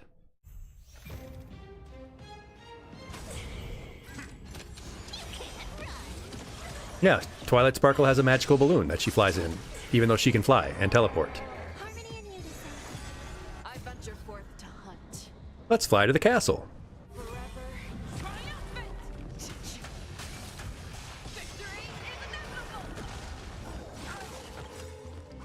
venture forth to hunt. Forever triumphant! Victory is inevitable! Stars echo. Forcing you to watch it with her, it's a good show. You should feel privileged that she has good taste.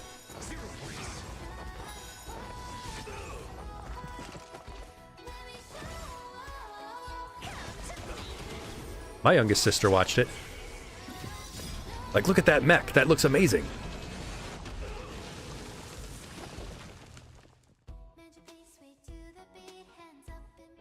Oh, the alternative could be like YouTube shorts and TikTok slop.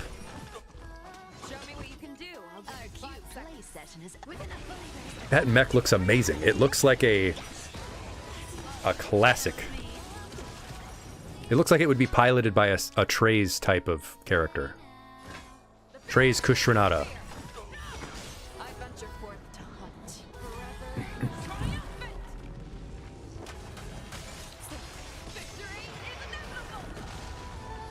With enough believers, lies become reality. That's very true. Dang, they got destroyed.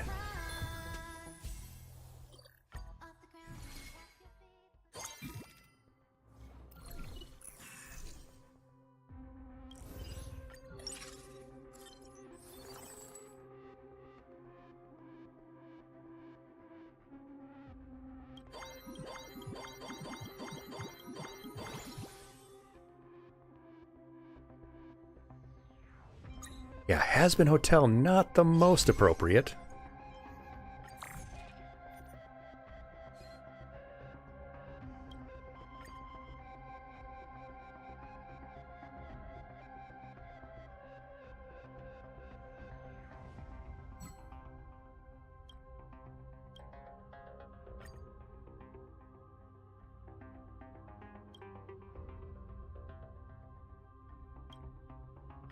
Hey there, Sporkle. I'll give her the syringe. Oh, now we have the 5 follow-up attacks. I love it.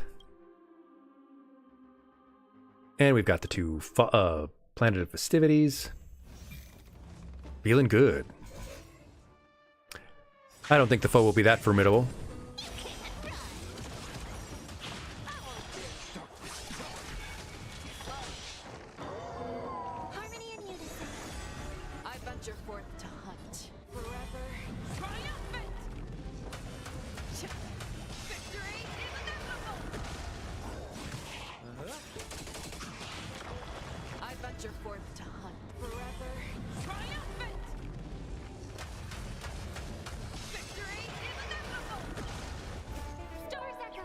Could be worse. Could be old-timey cartoons and Pepe Le Pew.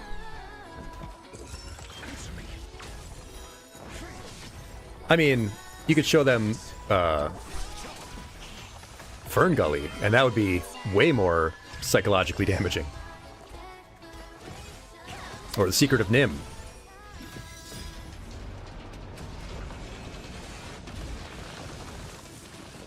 A little gray's too much for you. Our cute play session within a believers. Life become reality. Found me.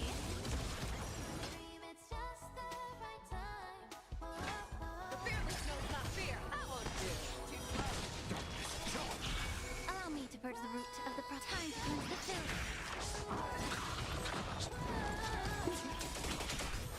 I venture forth to hunt.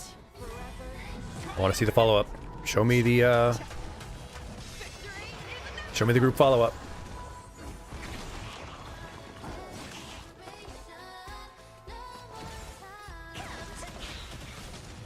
There it is. Bam. Get wrecked.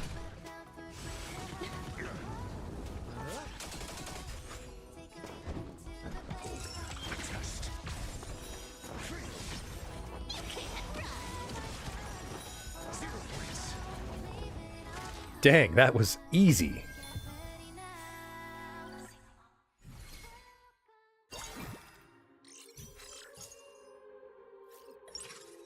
Wolf Trooper General? You mean the Witchfinder General? God, that's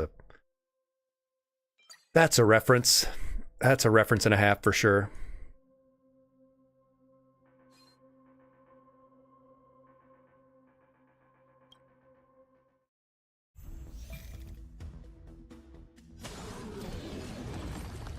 That didn't even happen. That battle didn't even need to happen.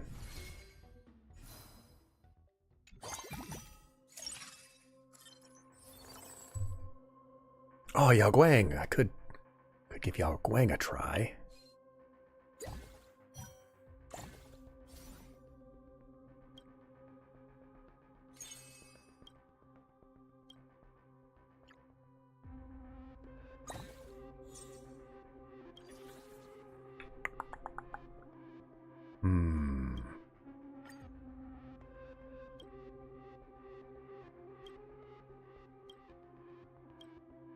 Gun?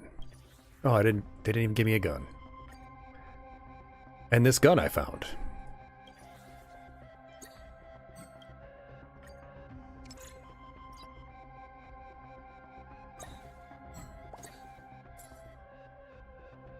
All right, well, class, this was an absolute triumph. This was a lot of fun. We had a great lesson. I will have that edited down for the YouTube VODs playlist for Valentine's Day. And check out the Valentine's Day lesson tomorrow if you missed it.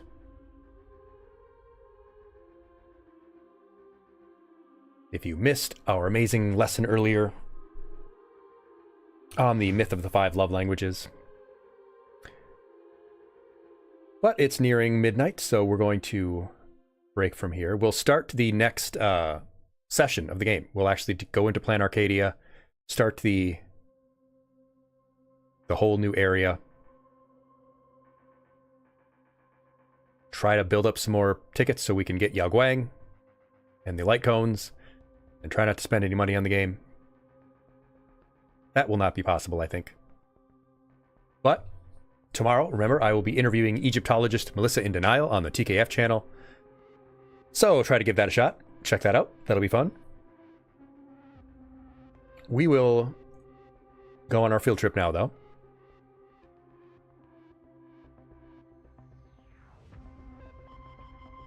And where shall we go?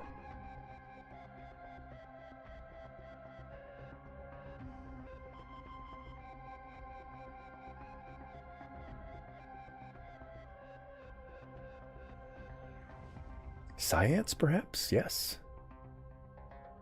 Science. Let's jump into science. That will be fun. Check out science. Stay hydrated. Get some good rest. We'll see y'all tomorrow. Good night, everybody. That's all I have for you. Class dismissed.